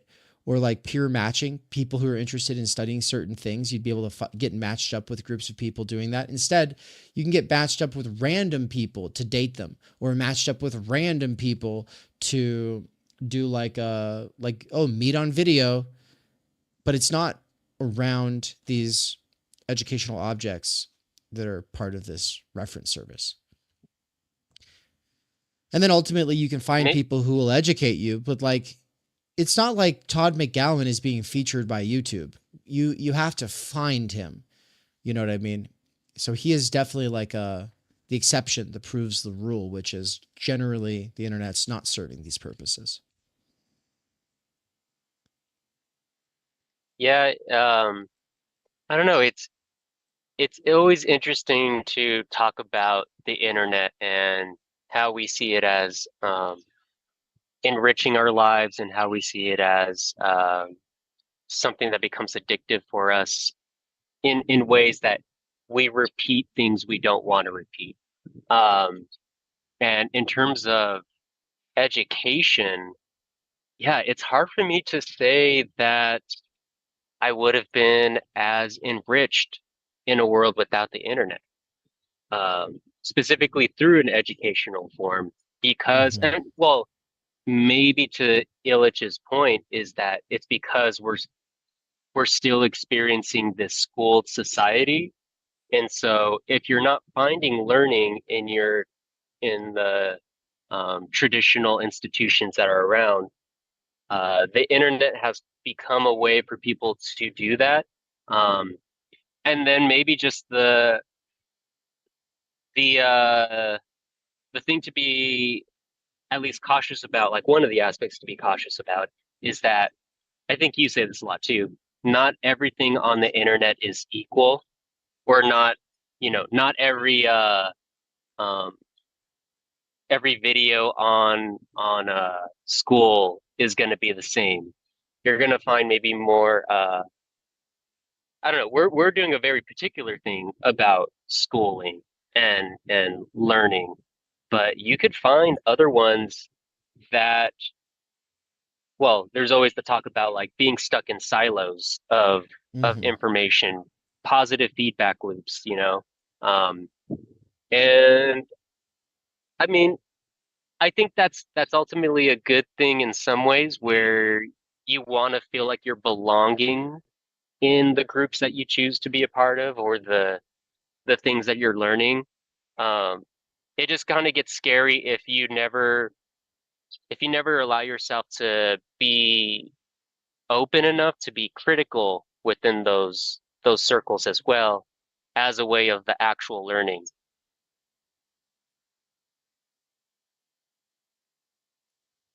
You get all set up there, Ann? Oh my God, you got a cat in space with you? Oh, great. Okay, well, let's get to the reading then. We got 20 pages here of Deschooling Society. And if you want the physical copy, you can come take it from me. I don't need it. Okay, I mean, I'm good. I found it on my e-reader where you're at, so. Okay, cool. Reference services to educational objects. You want to take it away from there? And then we'll go to Cesar and then back to me. Yeah, two paragraphs, right? Well, let's do something like, let's do like 5. We'll each do 5. We'll take turns doing 5. Okay. Yeah. Cool. Okay. Reference services to educational objects. Things are basic resources for learning. The quality of the environment and the relationship of a person to it will determine how much he learns incidentally. Formal learning requires special access to ordinary things on the one hand, or, on the other, easy and dependable access to special things made for educational purposes. An example of the former is the special right to operate or dismantle a machine in a garage. An example of the latter is the general right to use an abacus, a computer, a book, a botanical garden, or a machine withdrawn from production and placed at the full disposal of students. At present, attention is focused on the disparity between rich and poor children in their access to things and in the manner in which they can learn from them. OEO and other agencies, following this approach, concentrate on equalizing chances by trying to provide more educational equipment for the poor. A more radical point of departure would be to recognize that in the city, rich and poor alike are artificially kept away from most of the things that surround them. Children born into the age of plastics and efficiency experts must penetrate 2 barriers which obstruct their understanding. one built into things and the other around institutions. Industrial design creates a world of things that resist insight into their nature, and schools shut the learner out of the world of things in their meaningful setting. After a short visit to New York, a woman from a Mexican village told me she was impressed by the fact that stores sold only wares heavily made up with cosmetics. I understood her to mean that industrial products speak to their customers about their allurements and not about their nature. Industry has surrounded people with artifacts whose inner workings only specialists are allowed to understand. The non-specialist is discouraged from figuring out what makes a watch tick, or a telephone ring, or an electric typewriter work by being warned that it will break if he tries. He can be told what makes a transitor radio work, but he cannot find out for himself. This type of design tends to reinforce a non-inventive society in which the experts find it progressively easier to hide behind their expertise and beyond evaluation. The man-made environment has become as inscrutable as nature is for the primitive. At the same time, educational materials have been monopolized by school.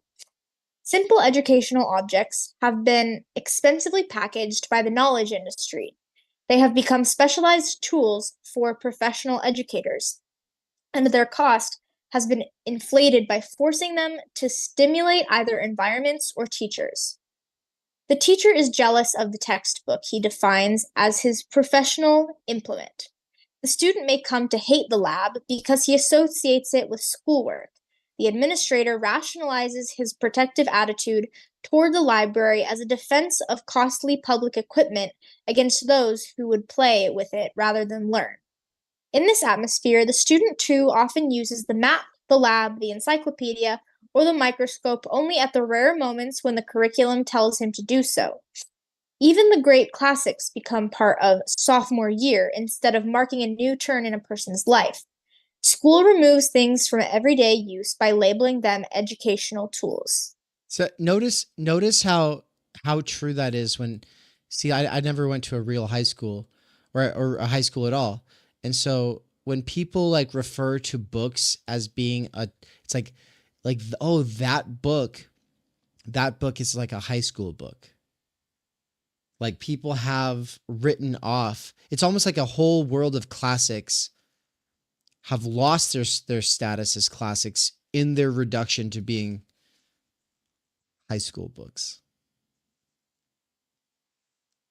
They Like became Shakespeare obligatory. What was that, Ann? I was just saying, like, Shakespeare even is written off as, something that you read a couple plays in English class, not like, oh, this brilliant playwright who is writing about human nature. Like, people hate Shakespeare. I feel like if people weren't forced to read Shakespeare in this environment, they wouldn't hate him. And so that's the part you're saying, Cesar, is like, it's because it's obligatory. Cool. Okay. If we are to deschool, both tendencies must be reversed. The general physical environment must be made accessible, and those physical learning resources which have been reduced to teaching instruments must become generally available for self-directed learning. Using things only as part of a curriculum can have an even worse effect than just removing them from the general environment. It can corrupt the attitudes of pupils. Games are a case in point. I do not mean the games of the physical educational department, such as football and basketball, which the schools use to raise income and prestige and in which they have made a substantial capital investment. As the athletes themselves are well aware, these enterprises, which take the form of warlike tournaments, have undermined the playfulness of sports and are used to reinforce the competitive nature of schools. Rather, I have in mind the educational games, which can provide a unique way to penetrate formal systems. Set theory, linguistics, propositional logic, geometry, physics, and even chemistry reveal themselves with little effort to certain persons who play these games. A friend of mine went to a Mexican market with the game called Woof and Proof, which consists of some dice on which 12 logical symbols are imprinted. He showed children which 2 or 3 combinations constituted a well-formed sentence. And inductively, within the first hour, some onlookers also grasped the principle. Within a few hours of playfully conducting formal logical proofs, some children are capable of introducing others to the fundamental proofs of propositional logic. The others just walk away. In fact, for some children, such games are a special form of liberating education, since they heighten their awareness of the fact that formal systems are built on changeable axioms and that conceptual operations have a game-like nature. They are also simple, cheap, and to a large extent, can be organized by the players themselves. Used outside the curriculum, such games provide an opportunity for identifying and developing unusual talent. While the school psychologists will often identify those who have such talent as in danger of becoming antisocial, sick, or unbalanced. Within school, when used in the form of tournaments, games are not only removed from the sphere of leisure, they often become tools used to translate playfulness into competition, a lack of abstract reasoning into a sign of inferiority. An exercise which is liberating for some character types becomes a straitjacket for others. The control of school over educational equipment has still another effect. It increases enormously the cost of such cheap materials. Once their use is restricted to scheduled hours, professionals are paid to supervise their acquisition, storage, and use. Then students vent their anger against the school on the equipment, which must be purchased once again. Paralleling the untouchability of teaching tools is the impenetrability of modern junk. In the 30s, any self-respecting boy knew how to repair an automobile. But now car makers multiply wires and withhold manuals from everyone except specialized mechanics. In a former era, an old radio contained enough coils and condensers to build a transmitter that would make all the neighborhood radios scream and feedback. Transistor radios are more portable, but nobody dares to take them apart. To change this in the highly industrial countries will be immensely difficult. But at least in the third world, we must insist on built-in educational qualities. To illustrate my point, let me present a model.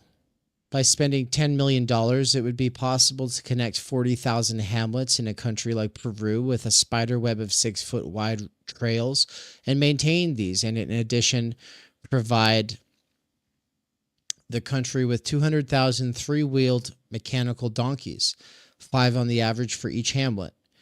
Few poor countries of this size spend less than this yearly on cars and roads, both of which are now restricted mainly to the rich and their employees, while poor people remain trapped in their villages. Each of these simple but durable little vehicles would cost $125, half of which would pay for transmission and a 6-horsepower motor. A donkey could make 15 miles per hour, and it can carry loads of 850 pounds. That is, most things besides tree trunks and steel beams, which are ordinarily moved. The political appeal of such a transportation system to a peasantry is obvious.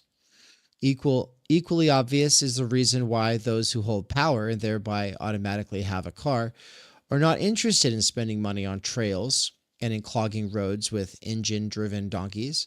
The universal donkey could work only if a country's leaders were willing to impose a national speed limit of, say, 25 miles an hour and adapt its public institutions to this. The model could not work if conceived only as a stopgap. This is not the place to elaborate on the political, social, economic, financial, and technical feasibility of this model. I wish only to indicate that educational considerations may be of prime importance when choosing such an alternative to capital intensive transport. By raising the unit cost per donkey by some 20%, it would become possible to plan the production of all its parts in such a manner that, as far as possible, each future owner would spend a month or two making and understanding his machine and would be able to repair it.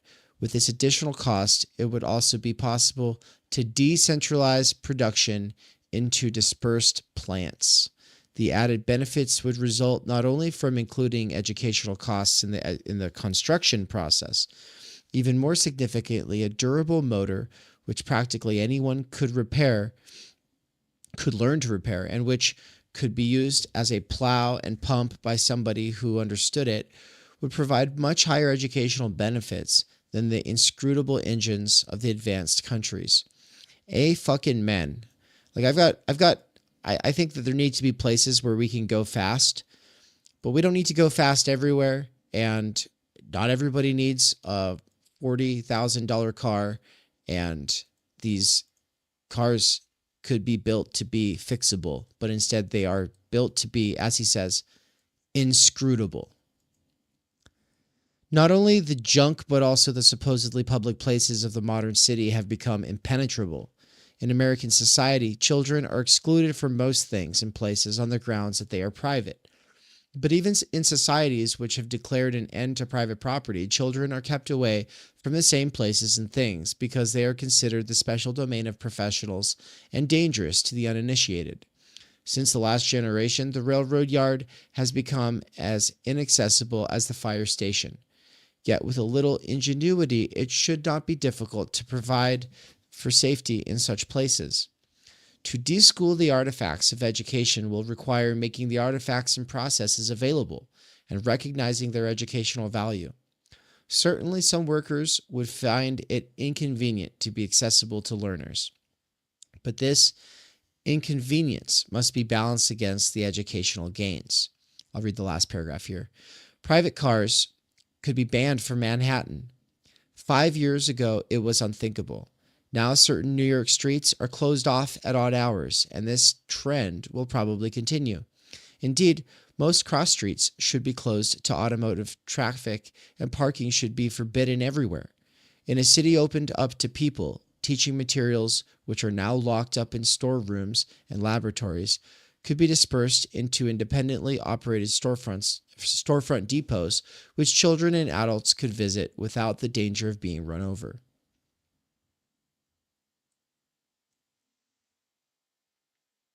Didn't New York or LA just in the last 6 months institute, or they're going to institute some new law that charges people X amount of money for driving their car in certain areas at the busiest times of day, in a way to, I think, discourage them from taking their cars to work or something.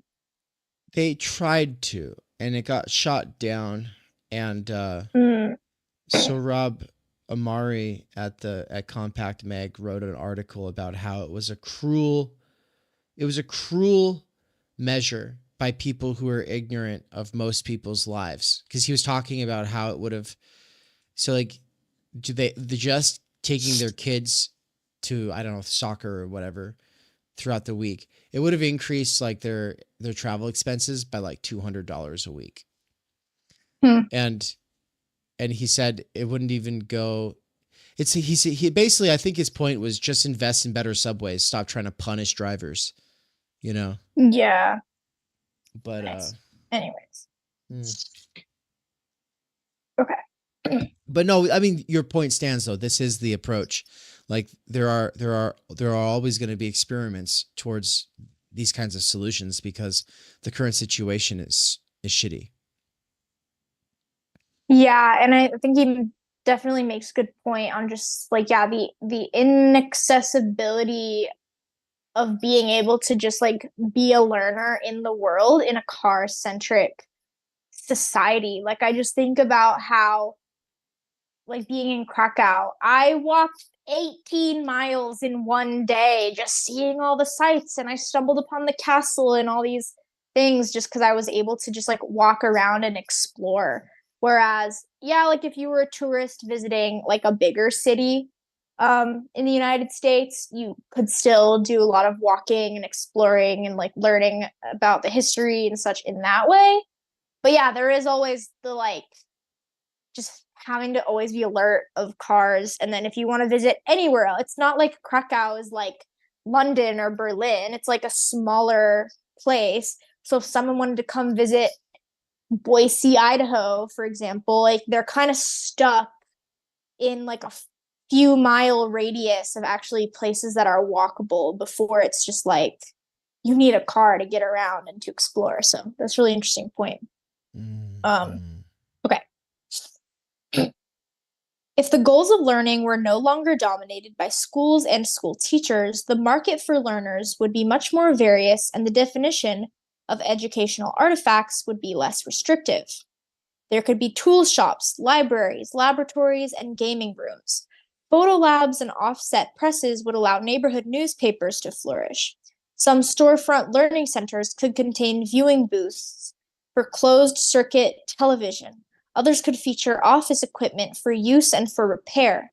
The jukebox or the record player would be commonplace, with some specializing in classical music, others in international folk tunes, others in jazz. Film clubs would compete with each other and with commercial television. Museum outlets could be networks for circulating exhibits of works of art, both old and new, originals and reproductions, perhaps administered by the various metropolitan museums. The professional personnel needed for this network would be much more like custodians, museum guides, or reference librarians than like teachers. From the corner biology store, they could refer their clients to the shell collection in the museum or indicate the next showing of biology videotapes in a certain viewing booth. They could furnish guides for pest control, diet, and other kinds of preventative medicine. They could refer those who needed advice to elders who could provide it. Two distinct approaches can be taken to financing a network of learning objects. A community could determine a maximum budget for the purpose and arrange for all parts of the network to be open to all visitors at reasonable hours. Or the community could decide to provide citizens with limited entitlements according to their age group, which would give them special access to certain materials which are both costly and scarce, while leaving other simpler materials available to everyone. Finding resources for materials made specifically for education is only one, and perhaps the least costly, aspect of building an educational world. The money now spent on the sacred paraphernalia of the school ritual could be freed to provide all citizens with greater access to the real life of the city. Special tax incentives could be granted to those who employed children between the ages of 8 and 14 for a couple of hours each day if the conditions of employment were humane ones. We should return to the tradition of the bar mitzvah or confirmation. By this I mean we should first restrict and later eliminate the disenfranchisement of the young and permit a boy of 12 to become a man fully responsible for his participation in the life of the community. Many school-age people know more about their neighborhood than social workers or councilmen. Of course, they also ask more embarrassing questions and propose solutions which threaten the bureaucracy. They should be allowed to come of age so that they could put their knowledge and fact-finding ability to work in the service of a popular government. Until recently, the dangers of school were easily underestimated in comparison with the dangers of an apprenticeship in the police force, the fire department, or the entertainment industry. It was easy to justify schools, at least as a means to protect youth. Often this argument no longer holds. I recently visited a Methodist church in Harlem, occupied by a group of young lords in protest against the death of Julio Rodan, a Puerto Rican youth found hanged in his prison cell. I knew the leaders of the group, who had spent a semester in Cuernavaca. When I wondered why one of them, Juan, was not among them, I was told that he had gone back on heroin and to the state university.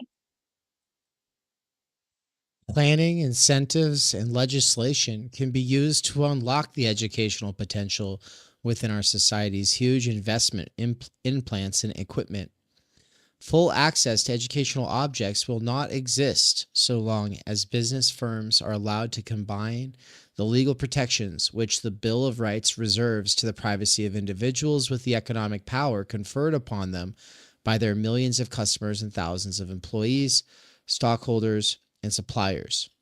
Much of the world's know-how and most of its productive processes and equipment are locked within the walls of business firms, away from their customers, employees, and stockholders, as well as from the general public, whose laws and facilities allow them to function.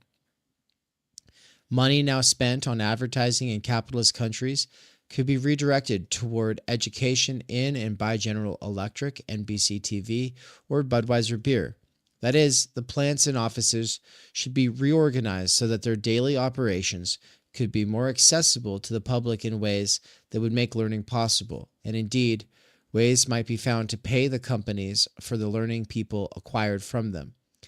Can you imagine what it would be like if we just didn't live in a society that advertised alcohol, soda, and like just unhealthy food to us? It's like we already eat unhealthy food. We would guaranteed still already consume such things. But just imagine if they weren't being advertised to us. Like, I wonder what kind of a difference it would actually make. But to me, it just sounds so nice to not have that shit shoved in my face.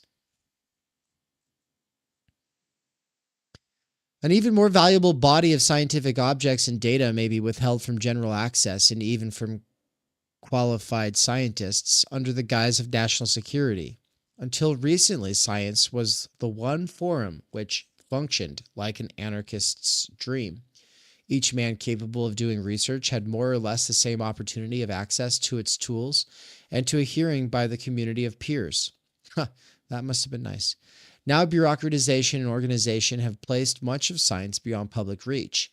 Indeed, what used to be an international network of scientific information has been splintered into an arena of competing teams. The members, as well as the artifacts of the scientific community, have been locked into national and corporate programs oriented toward practical achievement, to the radical impoverishment of the men who support these nations and corporations. What's up, Weird Solowski? Good to see you. Ian, also in the chat. Good to see you. Standing Reserve says NYC has too many people. They're all talking about all kinds of stuff over there. That's great. Great to see y'all. In a world which is controlled and owned by nations and corporations, only limited access to educational objects will ever be possible. But increased access to those objects, which can be shared for educational purposes, may enlighten us enough to help us to break through these ultimate political barriers.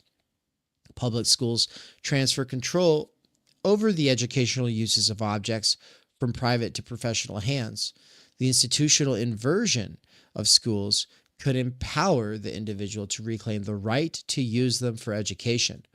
A truly public kind of ownership might begin to emerge if private or corporate control over the educational aspect of things were brought to the vanishing point.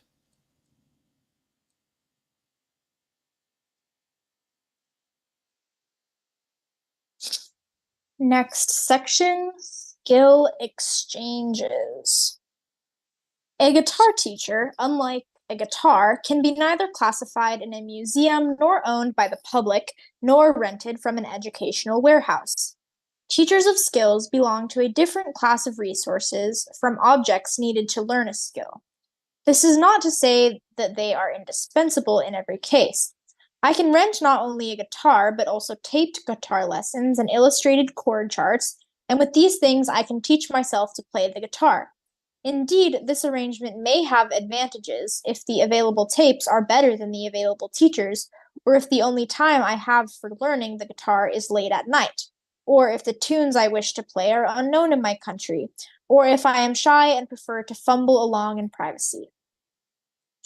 Skill teachers must be listed and contacted through a different kind of channel from that of things. A thing is available at the bidding of the user, or could be, whereas a person formally becomes a skill resource only when he consents to do so, and he can also restrict time, place, and method as he chooses. Skill teachers must be also distinguished from peers from whom one would learn. Peers who wish to pursue a common inquiry must start from common interests and abilities. They get together to exercise or improve a skill they share: basketball, dancing, constructing a campsite, or discussing the next election. The first transmission of a skill, on the other hand, involves bringing together someone who has the skill and someone who does not have it and wants to acquire it. A skill model is a person who possesses a skill and is willing to demonstrate its practice. A demonstration of this kind is frequently a necessary resource for a potential learner. Modern inventions permit us to incorporate demonstration into tape, film, or chart, yet one would hope personal demonstration will remain in wide demand, especially in communication skills. Some 10,000 adults have learned Spanish at our center at Cuernavaca, mostly highly motivated persons who wanted to acquire near native fluency in a second language. When they are faced with a choice between carefully programmed instruction in a lab or drill sessions with 2 other students and a native speaker following a rigid routine, most choose the second. Is that 5? Yeah, One when they're faced with a choice between carefully programmed instruction in a lab or drill sessions with 2 other students and a native speaker. Of course they choose a second. Yeah, that makes sense. Okay. One more. For most widely shared skills, a person who demonstrates the skill is the only human resource we ever need or get. Whether in speaking or driving, in cooking, or in the use of communication equipment, we are often barely conscious of formal instruction and learning, especially after our first experience of the materials in question. I see no reason why other complex skills, such as the mechanical aspects of surgery and playing the fiddle, or reading, or the use of directions in catalogs, could not be learned in the same way. Rich Solowski said, I don't know where they make them, but there's a country where the kids weld up crazy Vespas and are free to ride them on the roads. They come to mind hearing this. I imagine Illich being pro YouTube. Pro a walkable city and pro YouTube. I think he would be pro YouTube. He just wouldn't be pro this YouTube that bends so strongly to the will of the corporate sponsors, which is obviously such a huge issue with YouTube. It makes it so that content like this is basically undiscoverable for all but the nichest. All but the nichest. A well-motivated student who does not labor under a specific handicap often needs no further human assistance than can be provided by someone who can demonstrate on demand how to do what the learner wants to learn to do. The demand made of skilled people that before demonstrating their skill, they be certified as pedagogues is a result of the insistence either that people learn what they do not want to know, or that all people, even those with a special handicap, learn certain things at a given moment in their lives, and preferably under specified circumstances. I think Illich would probably like Skillshare, and advocate for probably something like the nationalization of Skillshare, and then just giving us all credit to be able to take classes on Skillshare. What makes skills scarce on the present educational market is the institutional requirement that those who can demonstrate them may not do so unless they are given public trust through a certificate. We insist that those who help others acquire a skill should also know how to diagnose learning difficulties and be able to motivate people to aspire to learn skills. In short, we demand that they be pedagogues, which is teachers. People who can demonstrate skills will be plentiful as soon as we learn to recognize them outside of the teaching profession. Where princelings are being taught, the parents' insistence that the teacher and the person with skills be combined in one person is understandable, if no longer defensible.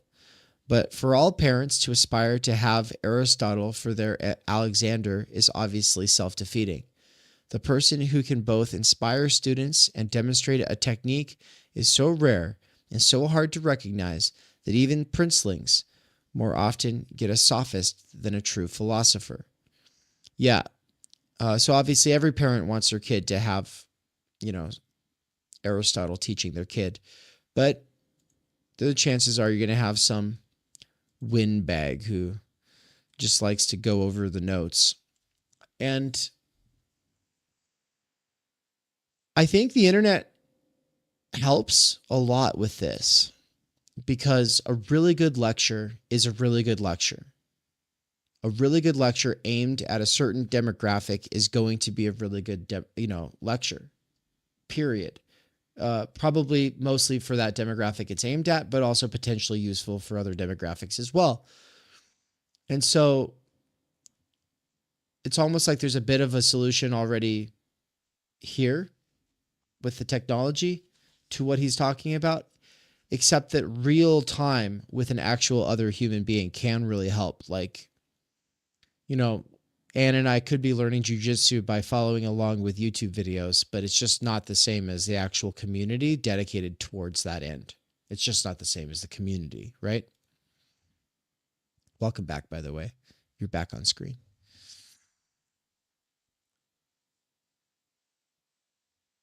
I think I'll read one or two more. By the way, Illich is spelled I-L-L-I-C-H. I saw someone in the chat say Illich with the Y. And the reason everyone gets confused with that is because Tolstoy wrote the story, The Death of Ivan Illich. But it's spelled different. It's spelled totally different. Different guy. A demand for scarce skills can be quickly filled even if there are only small numbers of people to demonstrate them. But such people must be easily available. During the 40s, radio repairmen, most of them with no schooling in their work, were no more than 2 years behind radios in penetrating the interior of Latin America. There they stayed until transistor radios, which are cheap to purchase and impossible to repair, put them out of business.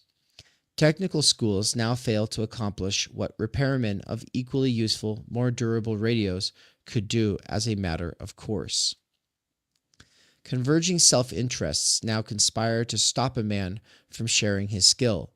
The man who has the skill profits from its scarcity and not from its reproduction.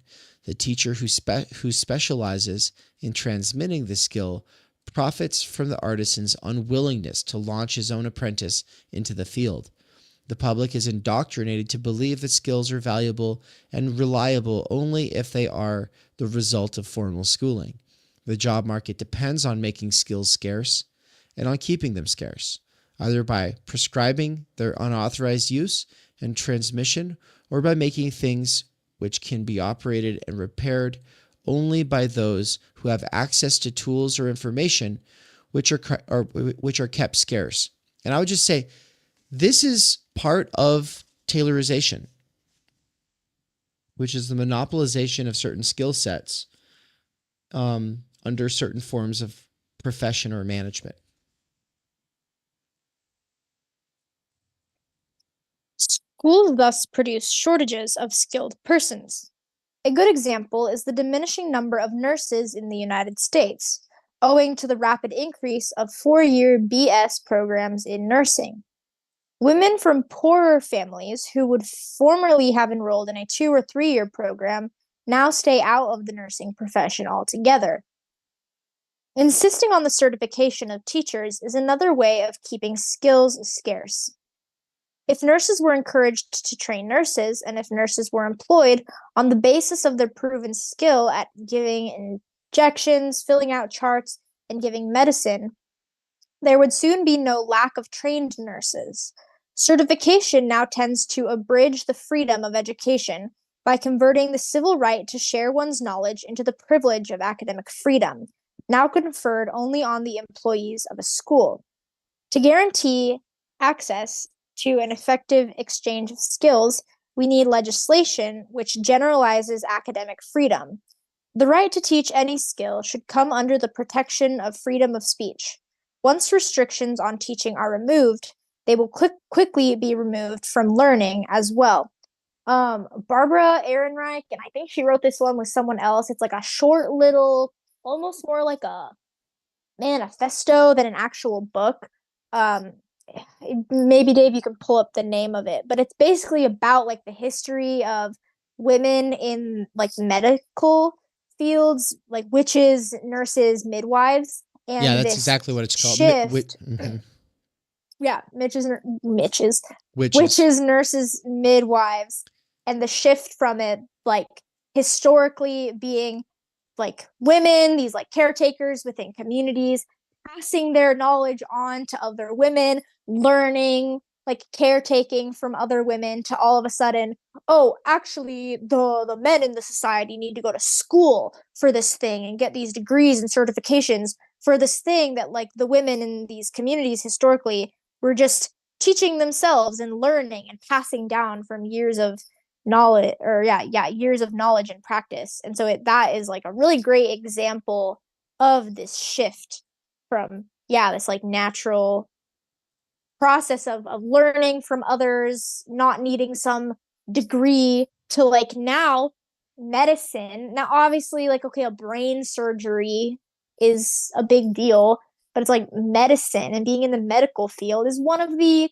most expensive, most difficult paths of education you can take. I mean, one of my best friends is studying for the MCAT right now. Her whole life is studying. She has been a full-time studier like for the last 5-6 months. The test is like this 8-hour bullshit. You can't have water. Like it's so draconian. It's like like they might as well just shackle you, chain you into a chair, because that's basically how this test functions. Yeah, you get 2 like 10-minute breaks. You're not allowed to even drink water during the test. You get like 1 30-minute lunch break. You can't talk to anyone. You can't make eye contact with anyone.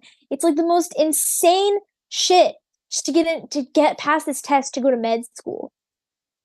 Anyways, so yeah, like the nursing is just a really great example. Yeah, that's an amazing example, actually. Hold on one sec, bringing you back here on the screen. Okay, got it. Yeah, and it made me want to push this. What did they do? Yeah, there you go. Yeah, for real. Okay. What did they do to us? And I just want to say, like, so that came out, that piece, which is called Witches, Midwives, and Nurses by Barbara Ehrenreich and Deidre English, was published originally in the Feminist Press of 1973, which is 2 years, I believe, after Deschooling Society was published. Or sorry, this is it Learning Webs, or was it Irrational Consistencies? Irrational Consistencies might have been from 1971, but I think it's Learning Webs was originally presented in 1971. But anyway, so this is right around a time when a good portion of radicals are paying close attention to how something has happened to make the situation different. And you'll notice that, like, at various points, he'll talk about the means of production being collectivized and whether or not that would solve things or not. And he's always saying it wouldn't solve things. Well, he's engaging with Marxists. And so, I mean, you're not a radical in the late 20th century if you're not thinking about why Marxists are missing something important. Because if you care about social change, you're probably surrounded by people who go, oh, well, all we got to do is organize the workers and seize the means. And so you have all these people who are like, no, there's various reasons for why not. And Barbara Ehrenreich, as a socialist, one of the co-founders of the DSA, along with Cornel West, she's like, no, this ain't it. Like, there's a reason why all y'all keep going for certain kinds of solutions that don't really change anything. And it's because you're all just part of the managerial class. And so she coins the term PMC with her husband, and they write the professional managerial class essay. But what it's ultimately getting at is the Taylorization that had taken place in the early 20th century that had de-skilled the advanced workers and put all skills into the college educated. And so that's what Aaron Wright is talking about in Witches, Midwives, and Nurses. And it's also what, in a lot of ways, Illich is responding to, though he never really gets into that aspect of things. He's kind of responding to the same situation. Cool. Okay. The teacher of skills needs some inducement to grant his services to a pupil. There are at least two simple ways to begin to channel public funds to non-certified teachers. One way would be to institutionalize the skill exchange by creating free skill centers open to the public. Such centers could and should be established in industrialized areas, at least for those skills which are fundamental prerequisites for entering certain apprenticeships. Such skills as reading, typing, keeping accounts, foreign languages, computer programming, and number manipulation. Reading special languages such as that of electrical circuits, manipulation of certain machinery, etc. Another approach would be to give certain groups within the population educational currency, good for attendance at skill centers where other clients would have to pay commercial rates.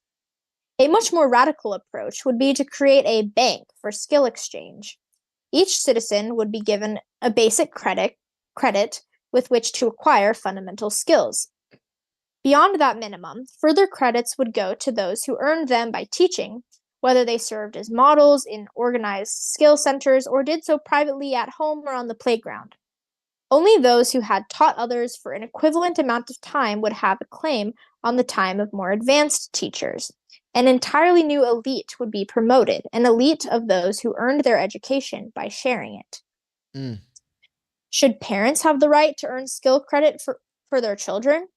Since such an arrangement would give further advantage to the privileged classes, it might be offset by granting a larger credit to the underprivileged.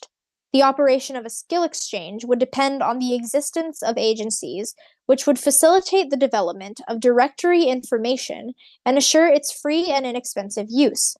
Such an agency might also provide supplementary services of testing and certification and might help to enforce the legislation required to break up and prevent monopolistic practices. That was 5. I'll just read the last 2 paragraphs here, and then Cesar, welcome back. You can take it away at pure matching.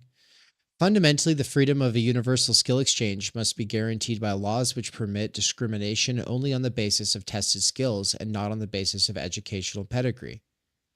Such a guarantee inevitably requires public control over tests which may be used to qualify persons for the job market. Otherwise, it would be possible to surreptitiously reintroduce complex batteries of tests at the workplace itself, which would serve for social selection. Much could be done to make skill testing objective. For example, allowing only the operation of specific machines or systems to be tested. Tests of typing, measured according to speed, number of errors, and whether or not the typist can work from dictation. Operation of an accounting system or the hydraulic crane, driving, coding into COBOL, etc., can easily be made objective. In fact, many of the true skills which are of practical importance can be so tested. And for the purposes of manpower management, a test of current skill level is much more useful than the information that 20 years ago a person satisfied his teacher in a curriculum in which typing, stenography, and accounting were taught. The very need for official skill testing can, of course, be questioned. I personally believe that freedom from undue hurt to a man's reputation through labeling is better guaranteed by restricting than by forbidding tests of competence. So in general, he's against competence tests, but there are ones that could be done by some kind of institution. I think that so that Andre Gores for sure is going to say, yeah, especially when it comes to the making of ball bearings. When you have a universalized, standardized, super efficient factory that is largely automated, that is supposed to take care of the production of ball bearings for everybody, whether you're Amish or just a regular person who's building something and you need a ball bearing, like everybody in society needs those things and doesn't want to spend all of their time and energy making them. So you want a highly efficient factory that is able to do that. You just don't want it to dominate people's lives and to become the thing where it's like, oh yeah, some people spend their whole lives making ball bearings. So in such a situation, you would want to have skill testing. You would want to have high efficiency. You just want that to not take up most of a person's life. You'd want it to be so efficient that it, a few hours a week or, a couple days a week, and you've done your fair share for society by clocking the hours there. And yeah, you might have some basic skill testing with these realms of heteronomy, And then I could imagine other autonomous and cooperative kinds of projects people might organize, also having their own kind of prerequisite skill testing stuff, but that stuff would not be related to necessary labor. That would just be whatever the hell we want it to be. Like if Theory Underground wanted to say, yeah, we accept all kinds of students as long as you can show certain kinds of competencies, but that would be our decision. And that would be because we're autonomously or cooperatively coming to such things. Yeah, I really latched on to his part where he was talking about how people can become the teachers of things, maybe according to this credit system of learning. But like, yeah, the question of, well, how do you know which teachers actually even want to take you on as a pupil? Um, like, I guess like that's maybe a logistical thing. I wonder if he ever like expands upon of like, I mean, with the internet, that makes it a lot less of a barrier for people to connect by interests over large geographic areas. Mm-hmm. But I mean, that wasn't an everyday thing here when he was writing. Um, so I wonder, yeah, what it looks like if you have like these smaller geographical areas, and I don't know, maybe some people are just like, you know what, this pupil just doesn't get it. I don't want to teach them. Does the credit still is the credit still valid? Like, how do you just have to, you know, go on a bankrupt default on your learning credits? I don't know. It's just interesting to think about if he's proposing these things, what might be the consequences of like these other kind of models. Mm-hmm. Yeah, we'll get into it on the last section, but I think you are kind of preempting where he's gonna go with it. Cool. And I'm really quick. I'm gonna turn off my camera for a bit and just listen for a little bit. I keep like getting so excited to develop this class I'm gonna be teaching at Boise State, and then I stop myself from doing anything because I'm like, I need to focus on what I'm doing right now. And right now I'm too inspired. I have to just do it. So I'm just gonna listen and grab some books. But anyways, so I'll be here. It's working. It's working. We have people inspired. Okay, good. Peer matching. At their worst, schools gather classmates into the same room and subject them to the same sequence of treatment in math, citizenship, and spelling. At their best, they permit each student to choose one of a limited number of courses. In any case, groups of peers form around the goals of teachers. A desirable educational system would let each person specify the activity for which he sought a peer. School does offer children an opportunity to escape their homes and meet new friends. But at the same time, this process indoctrinates children with the idea that they should select their friends from among those with whom they are put together, providing the young from their earliest age with invitations to meet, evaluate, and seek out others would prepare them for a lifelong interest in seeking new partners for new endeavors. A good chess player is always glad to find a close match, and one novice to find another. Clubs serve their purpose. People who want to discuss specific books or articles would probably pay to find discussion partners. Theory Underground. The reward for their efforts is finding those peers. Good schools try to bring out the common interest of their students registered in the same program. The inverse of school would be an institution which increased the chances that persons who at a given moment shared the same specific interests could meet, no matter what else they had in common.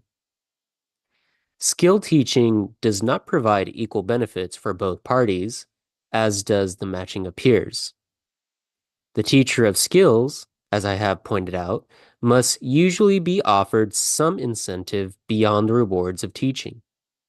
Skill teaching is a matter of repeating drills over and over, and is, in fact, all the more dreary for those peoples who need it most.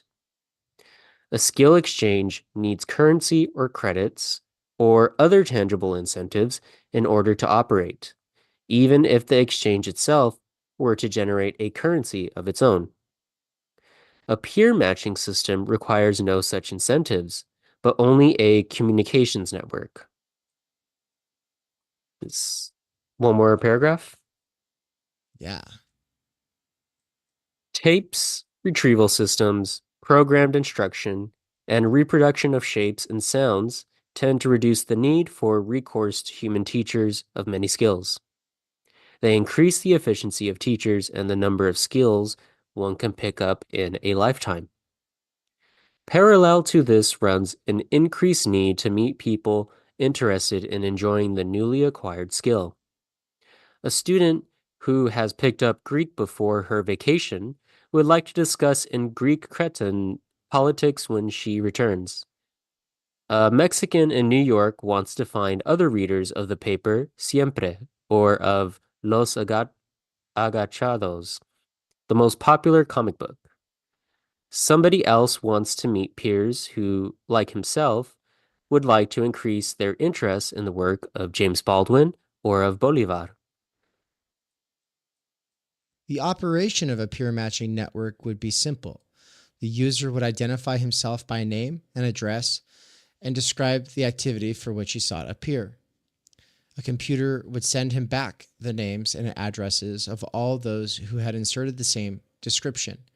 It is amazing that such a simple utility has never been used on a broad scale for publicly valued activity.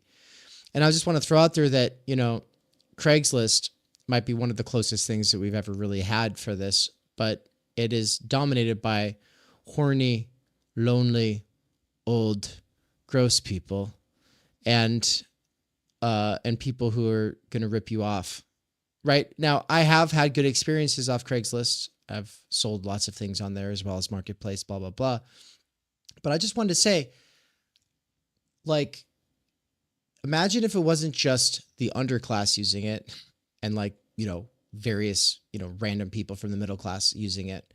But imagine instead that it was a network for connecting people around their interests explicitly, and that Bloomberg's children and every other billionaire's children had to find their educational partners through the exact same system.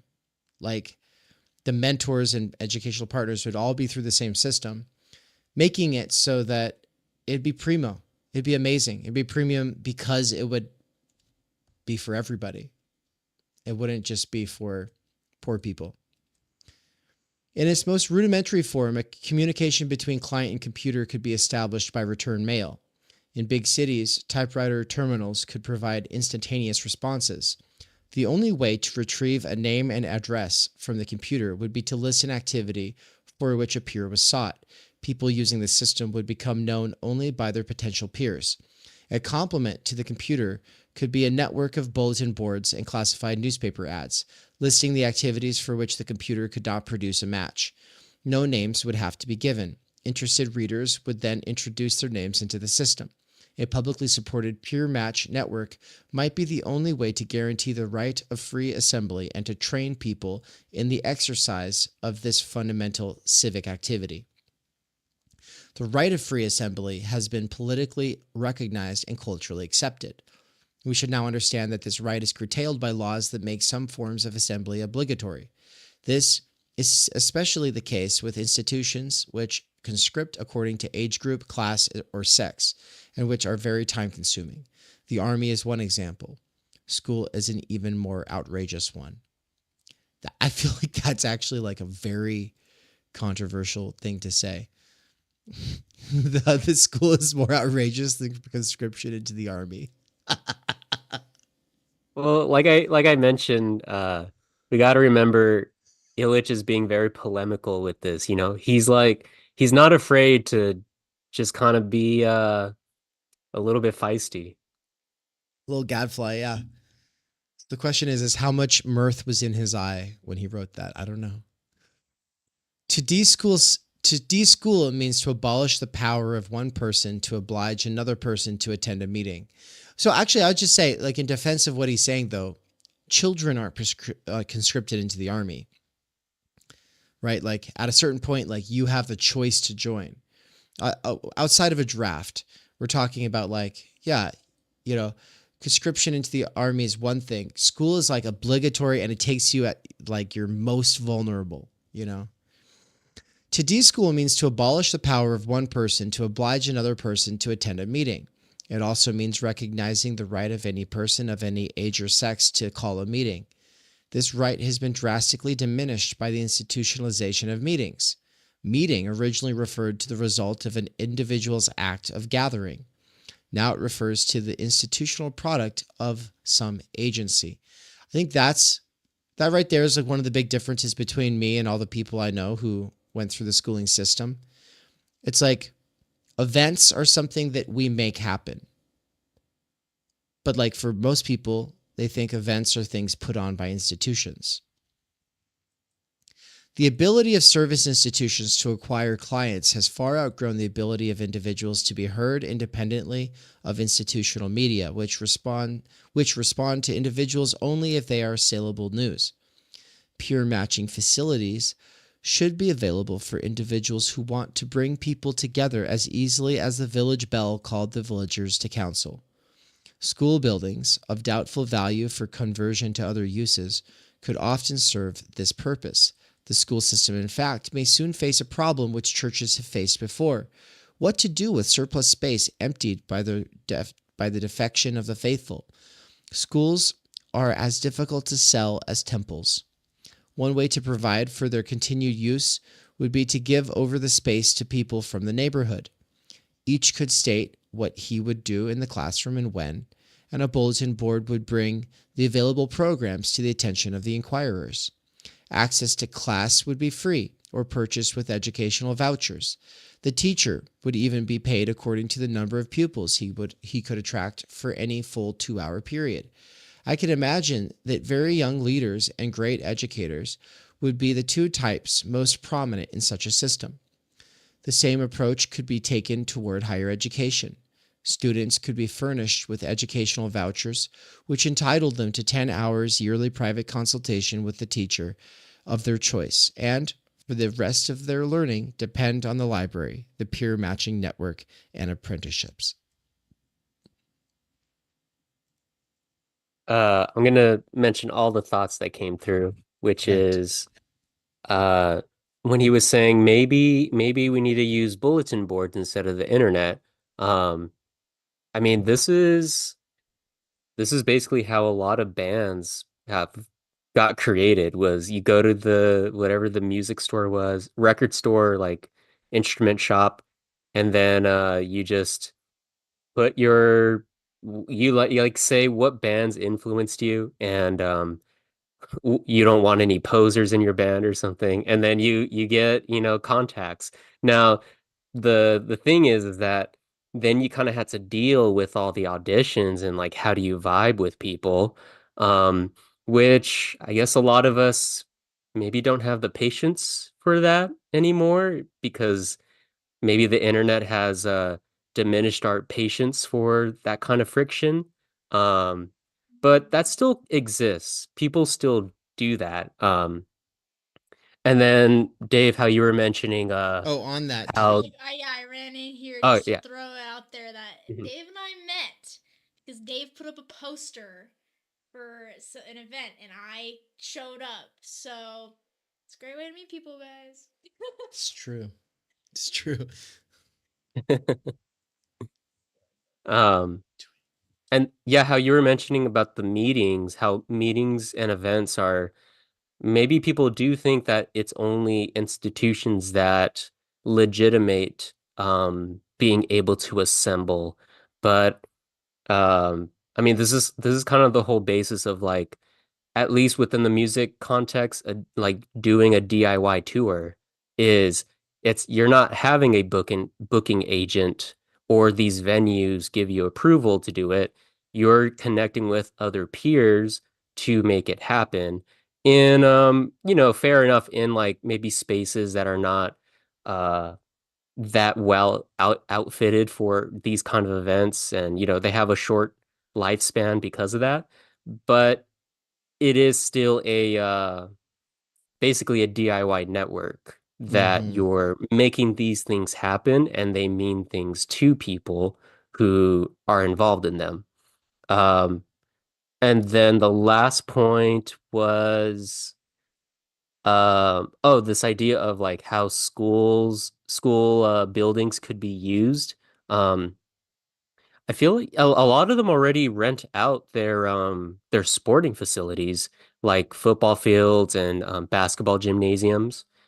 But I wonder what it looks like if you wanted to rent out other spaces of like the classrooms themselves. But Mm-hmm. I feel like a lot of schools probably are wrapped up in a lot of legalities around maybe being able to do that in terms of like liability for having strangers on campus and stuff. So it seems like sounds like a cool concept, but maybe there's a lot of red tape to making it happen at this time. Yeah, we did a couple of events for the US tour in libraries where a local would get us a library room and then that's what we used for the event when we came. But of course, there was more red tape and limitations on what we could do with those spaces. What we'd like to see is obviously community centers, whether they're schools or churches or libraries, make it easier for people to do these kinds of things. Now, with that said, it is at my time zone says that it is 4:01 p.m., which is fantastic. I think that we've got all the time we need to finish out everything here, but I'm going to step away for a moment. I'll be able to listen while I'm off camera. If you'll take it away, man, you got it. Cool. I get to monologue. Yeah. All right. We must, of course, recognize the probability that such public matching devices would be abused for exploitative and immoral purposes, just as the telephone and the mails have been so abused. As with those networks, there must be some protection. I have proposed elsewhere a matching system which would allow only pertinent printed information, plus the name and address of the inquirer, to be used. Such a system would be virtually foolproof against abuse. Other arrangements could allow the addition of any book, film, TV program, or other item quoted from a special catalog. Concern about the dangers of the system should not make us lose sight of its far greater benefits. Some who share my concern for free speech and assembly will argue that peer matching is an artificial means of bringing people together and would not be used by the poor, who need it most. Some people become genuinely agitated when one suggests the setting up of an ad hoc encounters which are not rooted in the life of a local community. Others react when one suggests using a computer to sort and match client-identified interests. People cannot be drawn together in such an impersonal manner, they say.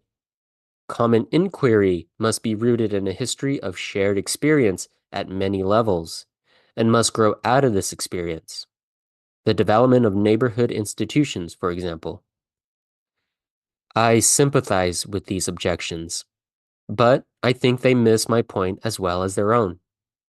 In the first place, the return to neighborhood life as the primary center of creative expression might actually work against the reestablishment of neighborhoods as political units. Centering demands on the neighborhood may, in fact, neglect an important liberating aspect of urban life, the ability of a person to participate simultaneously in several peer groups. Also, there is an important sense in which people who have never lived together in a physical community may occasionally have far more experiences to share than those who have known each other from childhood. The great religions have always recognized the importance of far-off encounters, and the faithful have always found freedom through them. Pilgrimage, monasticism, the mutual support of temples and sanctuaries reflect this awareness. Peer matching could significantly help in making explicit the many potential but suppressed communities of the city. So yeah, I just want to mention that's like you could have fun with your thriving music scene that's in your local town, but I think it's so much more fun if you could actually connect with other towns, by touring. And sometimes you find you actually are more in tune with those people from a city 500 miles away from you than maybe a lot of the people in your own music scene. So just kind of bringing the music thing back in. Local communities are valuable. They are also a vanishing reality as men progressively let service institutions define their circles of social relationship. Milton Kotler, in his recent book, has shown that the imperialism of downtown deprives the neighborhood of its political significance. The protectionist attempt to resurrect the neighborhood as a cultural unit only supports this bureaucratic imperialism. Far from artificially removing men from their local context to join abstract groupings, peer matching should encourage the restoration of local life to cities, from which it is now disappearing. A man who recovers his initiative to call his fellows into meaningful conversation may cease to settle for being separated from them by office protocol or suburban etiquette. Having once seen that doing things together depends on deciding to do so, men may even insist that their local communities become more open to creative political exchange. Want me to keep going, Dave? I'll take it from here for a bit. I want to point out that there's an interesting thing here with him where it seems like Illich is just anti coercion or outside, any agency outside of yourself telling you that you should do something. And I think it's like this radical libertarian interpretation of freedom. And I'm not sure if Austin is still in the chat, but he was a little bit ago. And I just want to say, if you are still there, Lucas, I saw you on the monthly member Discord, and you were talking about sort of reading Illich and Hegel with and against each other. And yeah, bringing it back to this idea of like the power to oblige or to obligate one to show up, as Weird Solowski's talking about in the chat.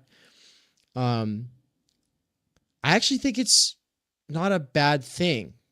I actually think that it's necessary. And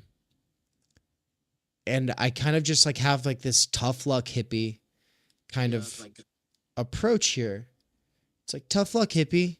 I'm sorry. Like, you want to be a part of a society at a certain level. That means you're going to have to do things sometimes you don't want to do. And so Brian was saying that there's some room there for Illich to be saying, well, you know, when they're children, maybe it doesn't matter as much. And it's like, look, man, like, just, I don't want to live in a society where people only do like where people interpret anything that they don't autonomously choose to do as oppression. But that was like the hippie thing. It's like, oh, well, I didn't consent to this social construction, therefore it's oppressive. And it's like, yeah, but for the sake of expediency, efficacy, living in a society with other people where you have certain norms, rules for conduct, etiquette, repression is necessary, prohibition is necessary. At some level, it's necessary. And there's like this psychotic new left reaction against all forms of restriction or limitation that to me is like, I guess I'm just a fascist when it comes to this one. I don't give a shit. Fucking don't walk across the street there. There's a crosswalk over there. Do you see? You use the crosswalk. Like, you know, like you don't have to be able to do literally anything you want to do. That's not actually freedom. The freedom to do amazing things requires some degree of restriction and limitation and being obligated to be somewhere. So going back to this, the irony of, so this is Solosky was talking about the irony of paying a university that will then punish you for not showing up on time or something. And it's like, yeah, but what you're paying for is the recognition that you did something. And what you did was supposed to be a challenge. Like, you're paying to participate in a challenge. It's like when I did the Reno Tahoe Odyssey, and it's a relay race. Well, there's rules that come with it, and I paid to be a part of it. But if I tried to cheat on the race, if I had like Heelys on my shoes, and so instead of running, I was like speeding along down these hills on like wheels, yeah, I'd be disqualified from the race. Because, and even though I paid for that race, because people just imagining you running and then like you need a break and you just get your Heelys out, zooming past all the other, yeah. Everyone just giving you the stink eye. Everyone's like, fuck you. Yeah. And it's like, I don't know. It's like, I think we want experiences to measure ourselves against subjective sort of rules. Now, the problem is you don't want to have your whole life spent being forced and coerced to do things. But it's like, I would say even going through puberty, and then you've got like another 5 to 10 years there of rites of passage to adulthood. And the idea that you should just have the full freedoms of an adult because you went through puberty, to me, is the complete inability to think gender or culture or law, and instead this kind of ultimate reductionism to sex, where it's like, oh, you went through puberty, you're an adult now, you should be able to make all free decisions. And it's like, no, you should have a lot more opportunities to make choices, and those are graduated, right? But I just feel like this is a level of like new left radicalism that is worth thinking about critically, is all. And I'm not so sure that anything he's saying hinges on it. It just seems to kind of be there in the background, right? It's like, and I think it's mostly because of the audience that he's speaking to at the time, which is he's trying to speak to the counterculture. Was I going to take it from here? If you want to. We must recognize that city life tends to become immensely costly, as city dwellers must be taught to rely for every one of their needs on complex institutional services. It is extremely expensive to keep it even minimally livable. Pure matching in the city could be a first step toward breaking down the dependence of citizens on bureaucratic civic services. It would also be an essential step to providing new means of establishing public trust. In a schooled society, we have come to rely more and more on the professional judgment of educators on the effect of their own work in order to decide whom we can or cannot trust. We go to the doctor, lawyer, or psychologist because we trust that anybody with the required amount of specialized educational treatment by other colleagues deserves our confidence. In a deschooled society, professionals could no longer claim the trust of their clients on the basis of their curricular pedigree or ensure their standing by simply referring their clients to other professionals who approved of their schooling. Instead of placing trust in professionals, it should be possible at any time for any potential client to consult with other experienced clients of a professional about their satisfaction with him by means of another peer network easily set up by computer or by a number of other means. Such networks could be seen as public utilities, which permitted students to choose their teachers or patients, their healers. And now we get into the section, professional educators. And so for people who are just popping in, welcome, welcome, welcome. Go ahead and click the like button if you want the algorithm for really niche weirdos who are into theory, especially obscure theorists like Illich, ones who've been pretty much buried since he did his thing. Yeah, you want to like train the algorithm. You really do, because otherwise it's not going to get shown. It just literally won't. And look, the algorithm is already against us in a million ways, but at least it will show it to people who have similar consumption diets as you. So if you do care about such things, then do it. And if you're like, well, there's no way that I'm going to watch 6 hours of you reading Illich, just remember that your parents, if they listen to Fox News or CNN or MSNBC on the TV in the background, or if they listen to NPR radio or Rush Limbaugh, guess what? They didn't listen to the whole 24 hours that was playing. They play it sometimes in the background. And that's how you can treat a live stream of Theory Underground. Just put it on.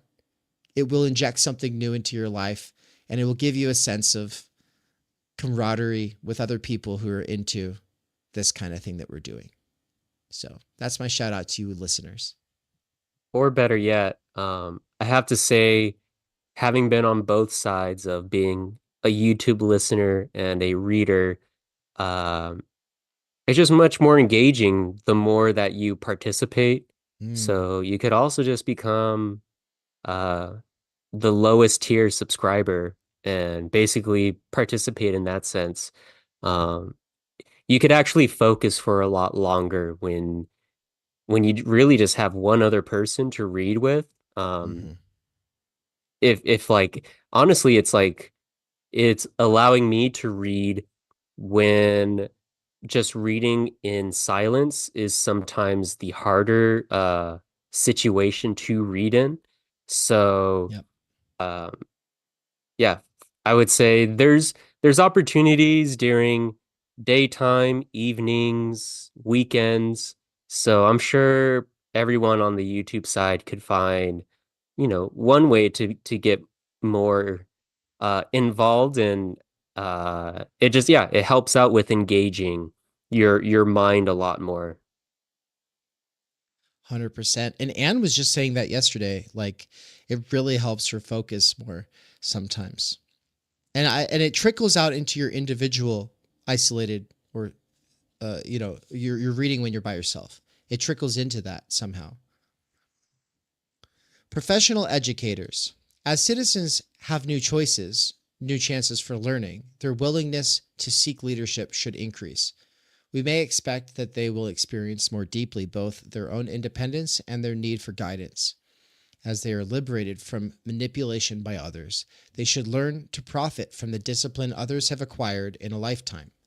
Deschooling education should increase, rather than stifle, the search for men with practical wisdom who would be willing to sustain the newcomer in his educational adventure. As masters of their art abandon the claim to be superior informants or skill models, their claim to superior wisdom will begin to ring true. With an increasing demand for masters, their supply should also increase.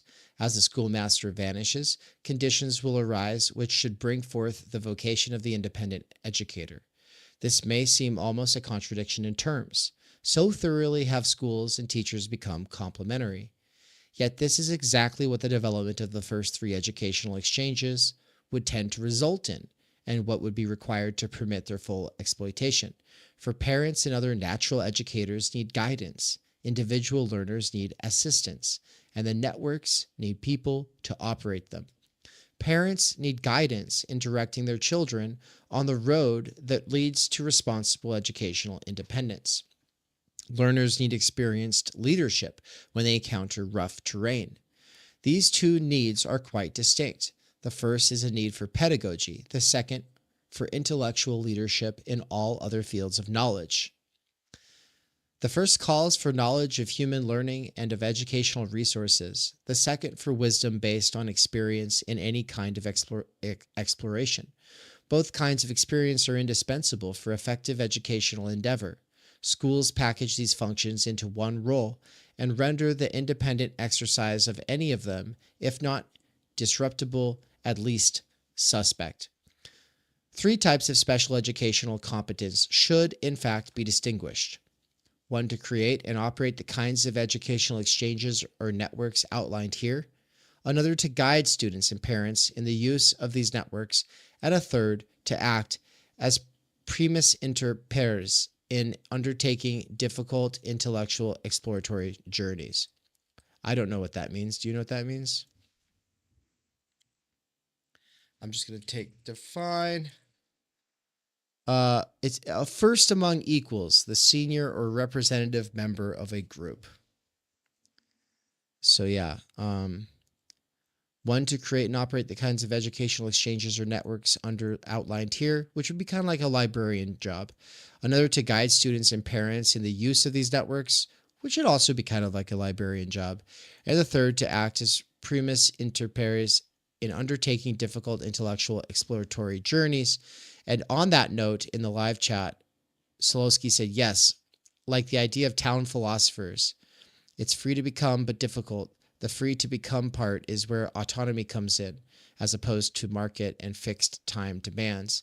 And yeah, I was just going to say, like, yeah, if you lived in Raytown, Missouri, there would be some local place that you could go to in Kansas City where Mikey would, a couple times a month, put on some kind of a lecture or even some like smaller tutoring.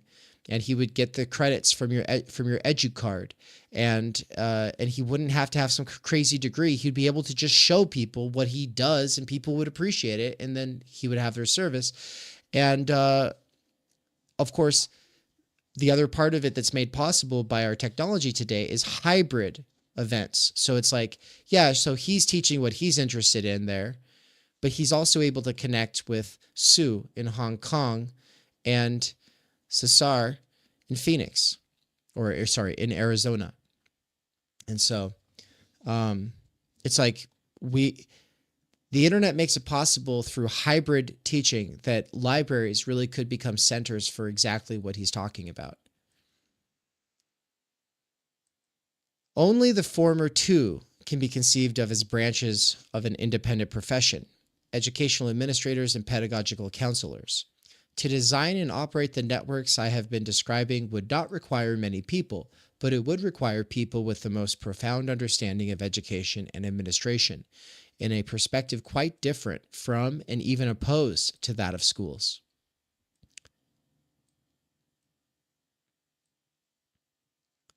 While an independent educational profession of this kind would welcome many people whom the schools exclude, it would also exclude many whom the schools qualify. The establishment and operation of educational networks would require some designers and administrators, but not in the numbers or of the type required by the administration of schools. Student discipline, public relations, hiring, supervising, and firing teachers would have neither place nor counterpart in the networks I have been describing.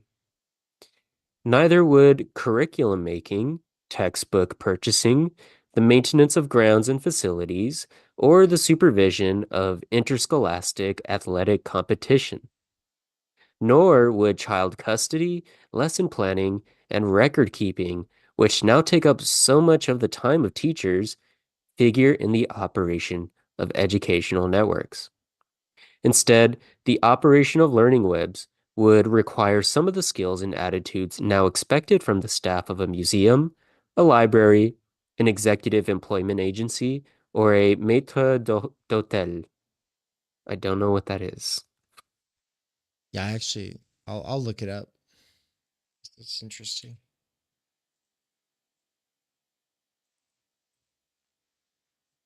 Primus inter pares. Sorry, that's from before. Another language. Primus. Now we know how to say that, though. Yeah. Maitre d'hotel is a dining room attendant who is in charge of the waiters and the seating of customers. It's like the manager of the waiting staff, basically. The one that makes you wear flair. Yeah. Today's educational administrators are concerned with controlling teachers and students to the satisfaction of others, trustees, legislatures, and corporate executives. Network builders and administrators would have to demonstrate genius at keeping themselves and others out of people's way, at facilitating encounters among students, skill models, educational leaders, and educational objects. Many persons now attracted to teaching are profoundly authoritarian and would not be able to assume this task. Building educational exchanges would mean making it easy for people, especially the young, to pursue goals which might contradict the ideals of the traffic manager who makes the pursuit possible. Just want to mention that I think that's an important point is you have to allow contradiction to play out if that's part of the learning process. If the networks I have described could emerge, the educational path of each student would be his own to follow, and only in retrospect would it take on the features of a recognizable program. The wise student would periodically seek professional advice, assistance to set a new goal, insight into difficulties encountered, choice between possible methods. Even now, most persons would admit that the important services their teachers have rendered them are such advice or counsel, given at a chance meeting or in a tutorial. Pedagogues in an unschooled world would also come into their own and be able to do what frustrated teachers pretend to pursue today. While network administrators would concentrate primarily on the building and maintenance of roads, providing access to resources, the pedagogue would help the student to find the path which for him could lead fastest to his goal. If a student wanted to learn spoken Cantonese from a Chinese neighbor, the pedagogue would be available to judge their proficiency and to help them select the textbook and methods most suitable to their talents, character, and the time available for study. He could counsel the would-be airplane mechanic on finding the best places for apprenticeship. He could recommend books to somebody who wanted to find challenging peers to discuss African history. Like the network administrator, the pedagogical counselor would conceive of himself as a professional educator. Access to either could be gained by individuals through the use of educational vouchers. So it sounds like what he's saying is like these kind of like middlemen, if I'm to use that term that he's proposing, are kind of like this mixture of, I don't know, life coach mixed with like someone at like a job agency that finds you work. Yeah. Seems like that, but for like skills that you want to learn, they would know how to like help you find the best teacher and find the best resources. I think so. Yeah. And it would be a fun job too. Like it'd be a fun job. A lot of people like think about like a person who's early in their educational journey, but a huge nerd for just understanding what the different branches of knowledge even are. So it's like you've not committed deeply to any one path, but you love thinking about the different paths that there are. Well, if you wanted to keep thinking about those paths, what better way than being one of these, than fulfilling one of these roles? Yeah, it's like you could have been in like lots of, I don't know, let's call them like old left circles and organizations. And maybe you haven't identified with most of them, but that doesn't stop you from being knowledgeable enough to then, if someone said, I want to learn about uh Trotsky kind of Marxism, that even if you don't follow that, you're knowledgeable enough to know how to direct them to find those people and those resources so that you could Right. be like, all right, cool. Go with this, go with the Swoletariat. He'll help you. Yeah, exactly. Exactly. Or like, oh, I'm interested in Illich. Oh, you're going to love Brian. Let's connect.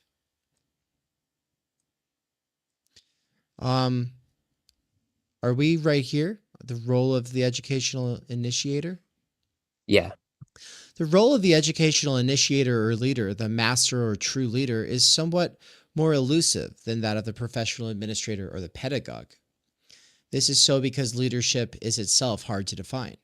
In practice, an individual is a leader if people follow his initiative and become apprentices in his progressive discoveries. Frequently, this involves a prophetic vision of entirely new standards, quite understandable today, in which present wrong will turn out to be right. In a society which would honor the right to call assemblies through peer matching, the ability to take educational initiative on a specific subject would be as wide as access to learning itself. But of course, there is a vast difference between the initiative taken by someone to call a fruitful meeting to discuss this essay and the ability of someone to provide leadership in the systematic exploration of its implications. Leadership also does not depend on being right. As Thomas Kuhn points out, in a period of constantly changing paradigms, most of the very distinguished leaders are bound to be proven wrong by the test of hindsight.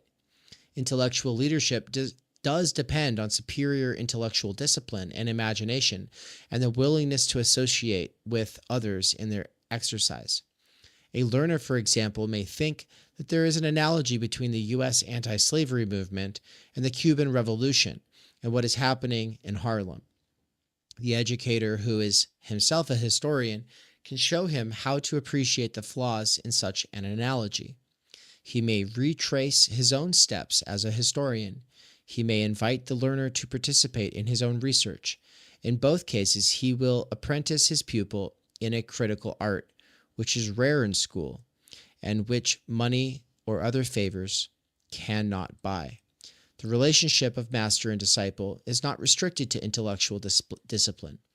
It has its counterpart in the arts, in physics, in religion, in psychoanalysis, and in pedagogy. It fits mountain climbing, silver working and politics, cabinet making, and personal administration, all of which Peter Sloterdijk would call anthropotechnics. And he talks about that in You Must Change Your Life, right? Because he's defending the existence of the vertical, which is also something Levinas will do, which is to say the dimension of height. Like someone has spent a lot of time mountain climbing. Do you want the insight and advice from somebody who is brand new to it or someone who's been through it? Like someone who's learned lessons, What is common to all true master-pupil relationships is the awareness both share that their relationship is literally priceless and in very different ways a privilege for both. Charlatans, demagogues, proselytizers, corrupt masters, and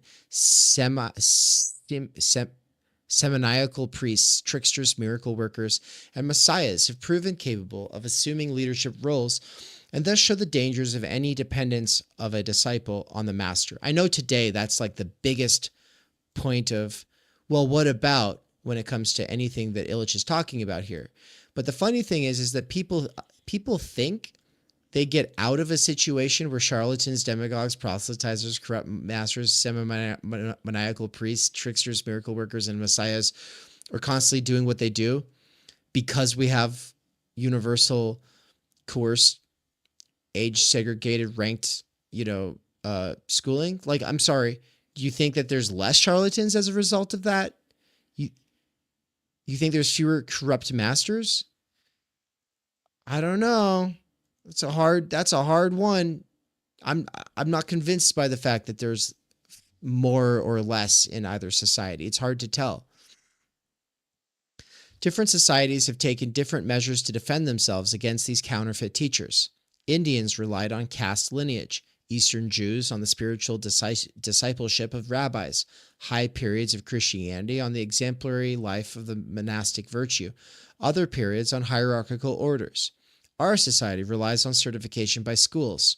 It is doubtful that this procedure provides a better screening, but if it should be claimed that it does, then the counterclaim can be made that it does so at the cost of making personal discipleship almost vanish. In practice, there will always be a fuzzy line between the teacher of skills and the educational leaders identified above, and there are no practical reasons why access to some leaders could not be gained by discovering the master in the drill teacher who introduces students to his discipline. On the other hand, what characterizes the true master-disciple relationship is its priceless character. Aristotle speaks of it as a moral type of friendship, which is not on fixed terms. It makes a gift or does whatever it does as to a friend.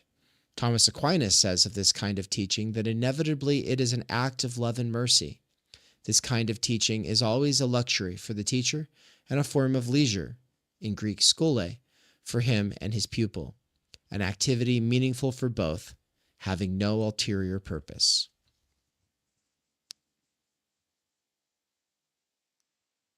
To rely for true intellectual leadership on the desire of gifted people to provide it is obviously necessary even in our society, but it could not be made into a policy now. We must first construct a society in which personal acts themselves reacquire a value higher than that of making things and manipulating people. In such a society, exploratory, inventive, creative teaching would logically be counted among the most desirable forms of leisurely unemployment. But we do not have to wait until the advent of utopia. Even now, one of the most important consequences of deschooling and the establishment of peer matching facilities would be the initiatives which masters could take to assemble congenial disciples. It would also, as we have seen, provide ample opportunity for potential disciples to share information or to select a master. Schools are not the only institutions which pervert professions by packaging roles. Hospitals render home care increasingly impossible, and then justify hospitalization as a benefit to the sick. At the same time, the doctor's legitimacy and ability to work come increasingly to depend on his association with the hospital, even though he is still less totally dependent on it than are teachers on schools.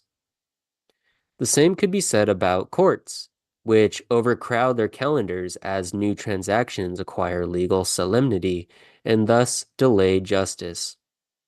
Or it could be said about churches, which succeed in making a captive profession out of a free vocation. The result in each case is scarce service at higher cost, and greater income to the less competent members of the profession. So long as the older professions monopolize superior income and prestige, it is difficult to reform them. The profession of the school teacher should be easier to reform, and not only because it is of more recent origin. The educational profession now claims a comprehensive monopoly.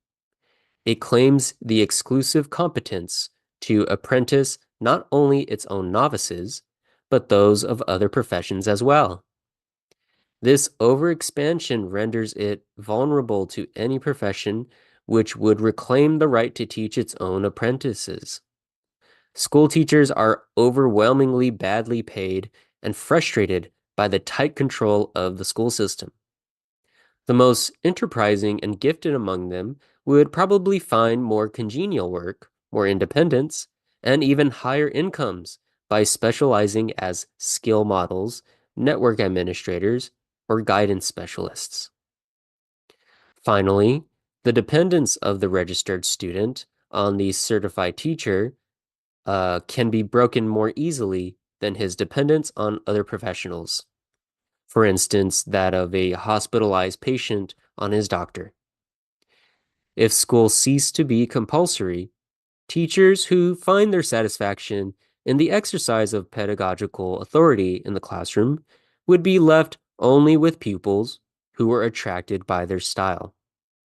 The disestablishment of our present professional structure could begin with the dropping out of the school teacher.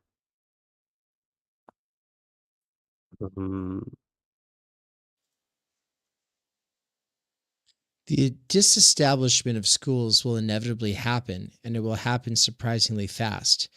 It cannot be retarded very much longer, and it is hardly necessary to promote it vigorously, for this is being done now. He didn't realize how retarded it could get, man. What is worth? I'm just kidding. I just wanted to say that. What is worthwhile is to try to orient it in a hopeful direction, for it could take place in either of two diametrically opposed ways. The first would be the expansion of the mandate of the pedagogue and his increasing control over society even outside school.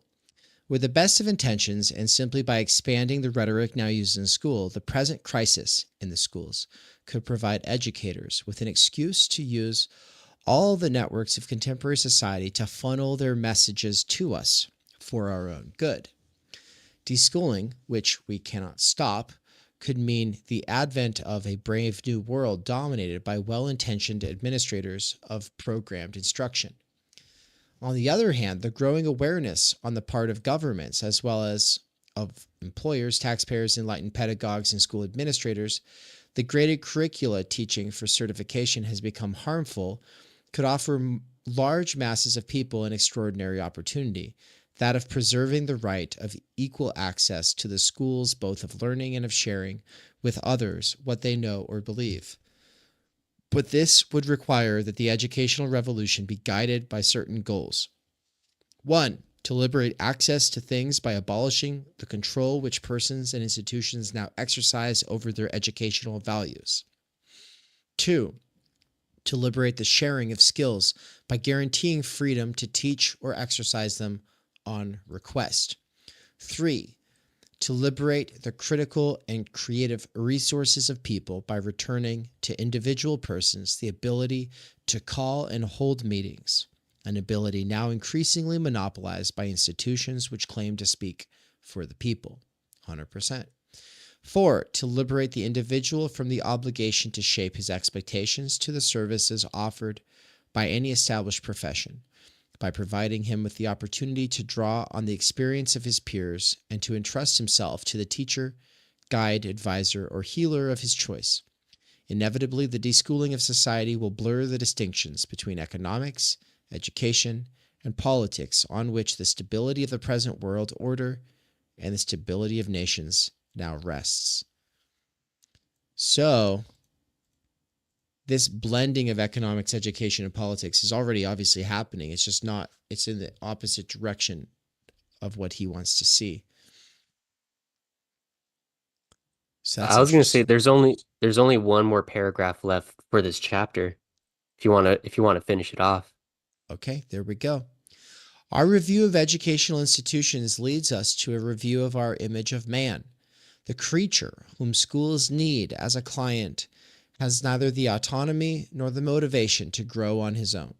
We can recognize universal schooling as the culmination of a Promethean enterprise and speak about the alternative as a world fit to live in for Epimethean man. Is that how you say that, Cesar? I would say epimethian. Epimethian. So it's cool because I know that the subtitle The EpiPen man.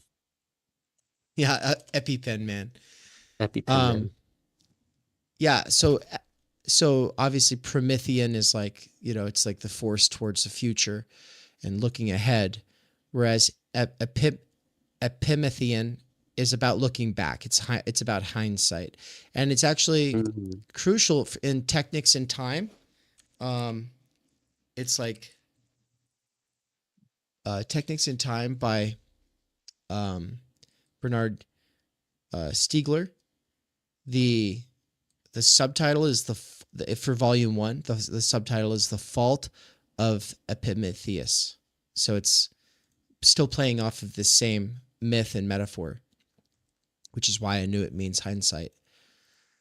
While we can specify that the alternative to scholastic funnels is a world made transparent by true communication webs, and while we can specify very concretely how these could function, we can only expect the Epimethean nature of man to reemerge. We can neither plan nor produce it. Yeah, I think this is going to be a really big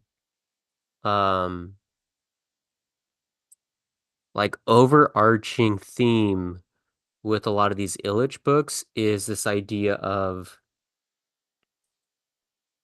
we could do our best to plan things. And, I guess the PMC is kind of like the ultimate idea of like planners.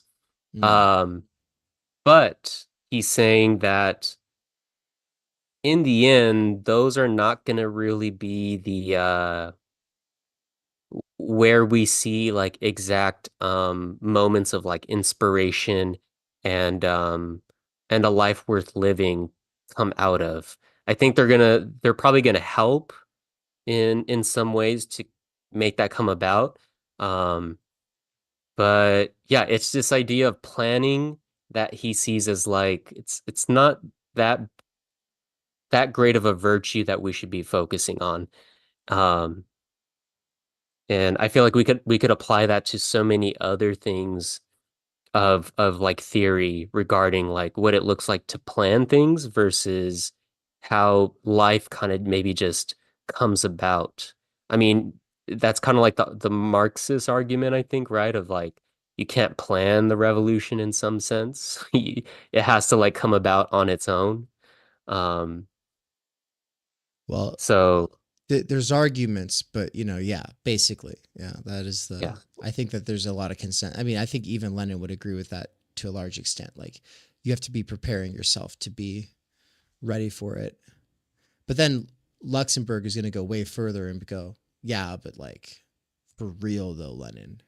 Yeah. Yeah. All that to say, just the planning, like the idea of planning is, he just thinks it's not going to be the end all way to solve things. Yeah, you kind of have to let people also live and figure things out in their own emergent way. 100%. Well, we've got, I could probably do another 20 minutes. I think that we might be able to finish it out in 20 minutes. If you got to run right now, no worries, but what do you think?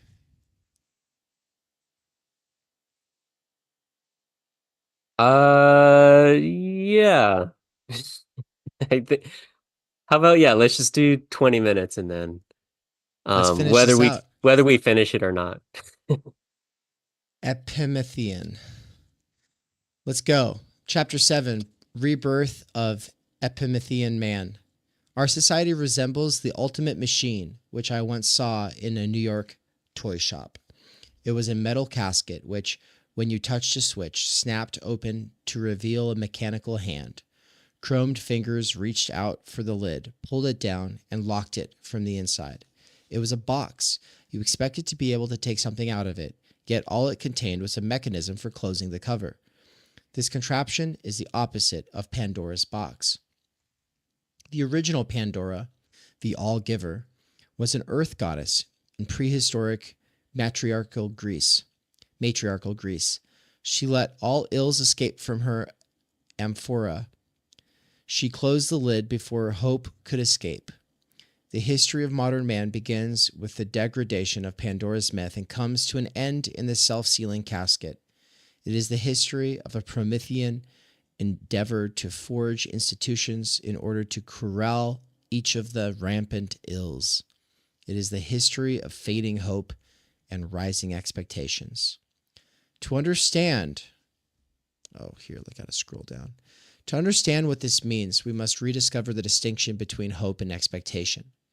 Hope in its strong sense means trusting faith in the goodness of nature, while expectation, means reliance on results which are planned and controlled by man. Hope centers desire on a person from whom we await a gift. Expectation looks forward to satisfaction from a predictable process which will produce what we have the right to claim. The Promethean ethos has now eclipsed hope. Survival of the human race depends on its rediscovery as a social force. The original Pandora was sent to Earth with a jar which contained all ills. Of good things, it contained only hope. Primitive man lived in this world of hope. He relied on the munificence of nature, on the handouts of gods, and on the instincts of his tribe to enable him to subsist. Classical Greeks began to replace hope with expectations. In their version of Pandora, she released both evils and goods. They remembered her mainly for the ills she had unleashed, and most significantly, they forgot that the All-Giver was also the keeper of hope. The Greeks told the story of two brothers, Prometheus and Epimetheus. The former warned the latter to leave Pandora alone. Instead, he married her. In classical Greece, the name Epithemius, which means hindsight, was interpreted to mean dull or dumb. By the time Hesiod retold the story in its classical form, the Greeks had become moral and misogynist patriarchs who panicked at the thought of the first woman. They built a rational and authoritarian society. Men engineered institutions through which they planned to cope with the rampant ills. They became conscious of their power to fashion the world and make it produce services they also learned to expect. They wanted their own needs and the future demands of their children to be shaped by their artifacts. They became lawgivers, architects, and authors, the makers of constitutions, cities, and works of art, to serve as examples for their offspring. Primitive man had relied on mythical participation in sacred rites to initiate individuals into the lore of society, but the classical Greeks recognized as true men only those citizens who let themselves be fitted by paideia, education, into the institutions their elders had planned.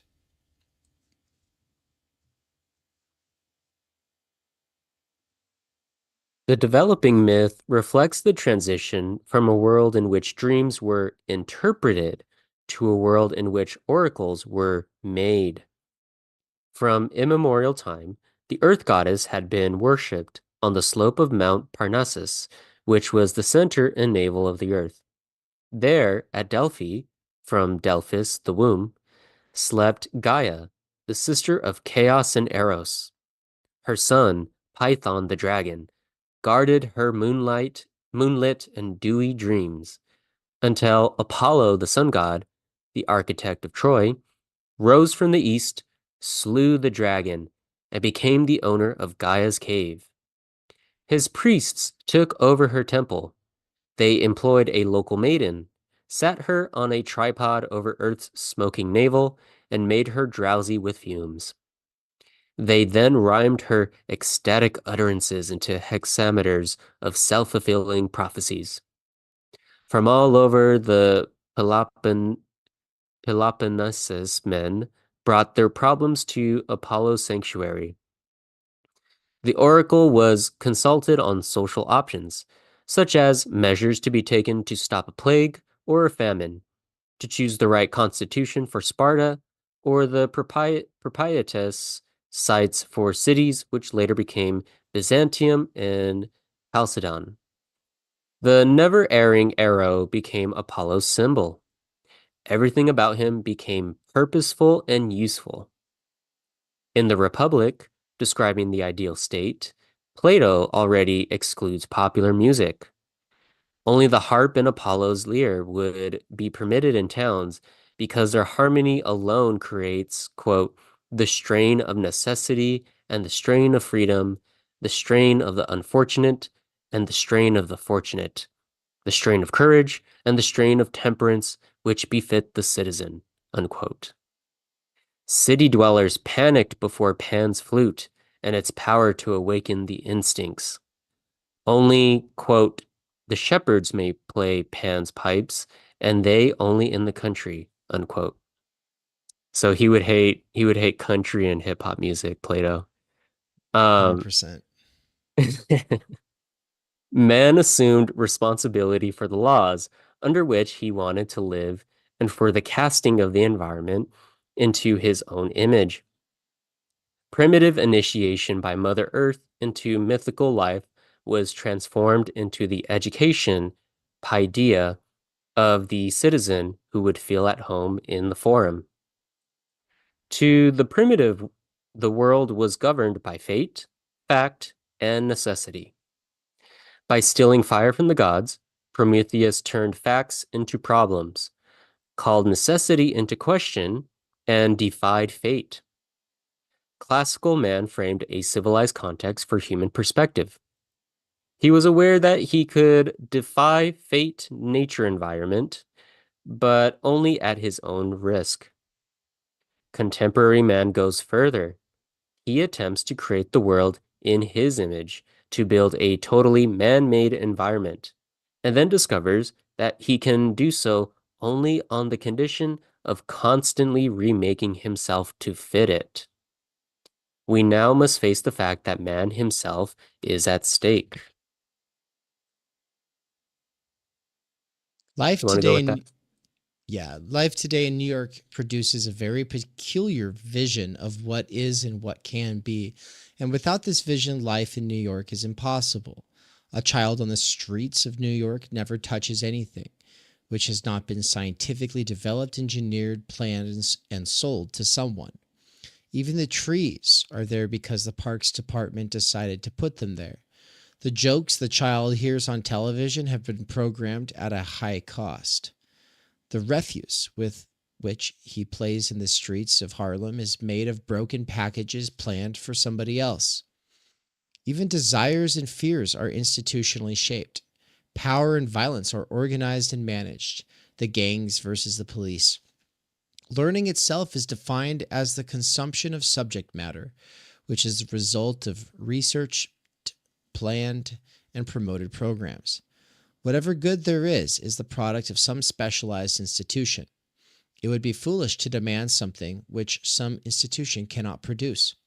The child of the city cannot expect anything which lies outside the possible development of institutional process. Even his fantasy is prompted to produce science fiction. Right there, by the way, I think we should probably, I'm going to go ahead and mark that because I think it's worth highlighting. Like, I've been, I guess in the background, I haven't been talking about this on the channel so much. I've been talking about identity politics realism, being because I've surrounded myself with class reductionist types, and I'm not a class reductionist. I just often have some things in common with them. My issue with class reductionism is it turns right back into class identity politics, right? Well, the reason that everything turns into identity politics, though, if you listen to, say, the Swolitariat or Ashley Frowley or just more of a standard Marxist kind of line, is because there's an absence, a vacuum of actual organizing. There's no real organizing. There's no real politics. There's no real working class movement. And as a result, everybody does identity politics. What they don't realize is the working class organizing itself plays into identity politics, working class identity politics, and workerism. And the reason I'm going to say this is the reason that I think it's that this is the case is basically what Illich is talking about right here.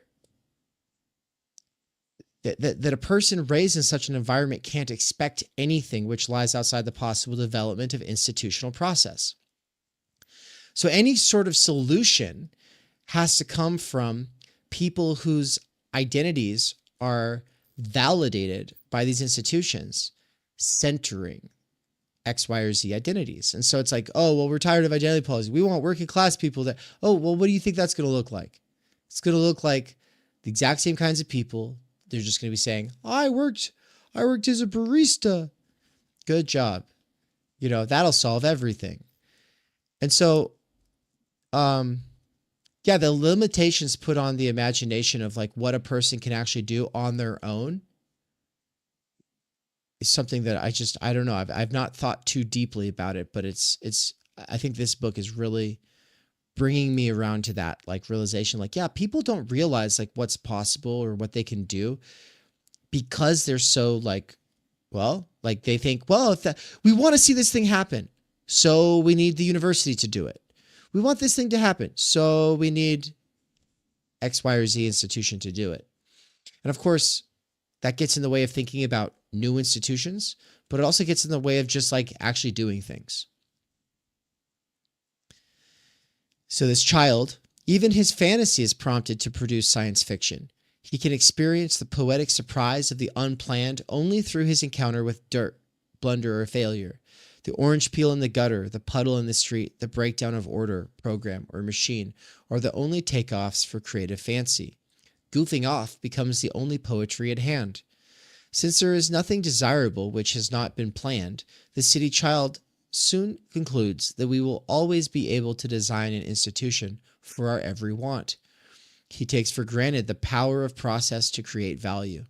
Whether the goal is meeting a mate, integrating a neighborhood, or acquiring reading skills, it will be defined in such a way that its achievement can be engineered.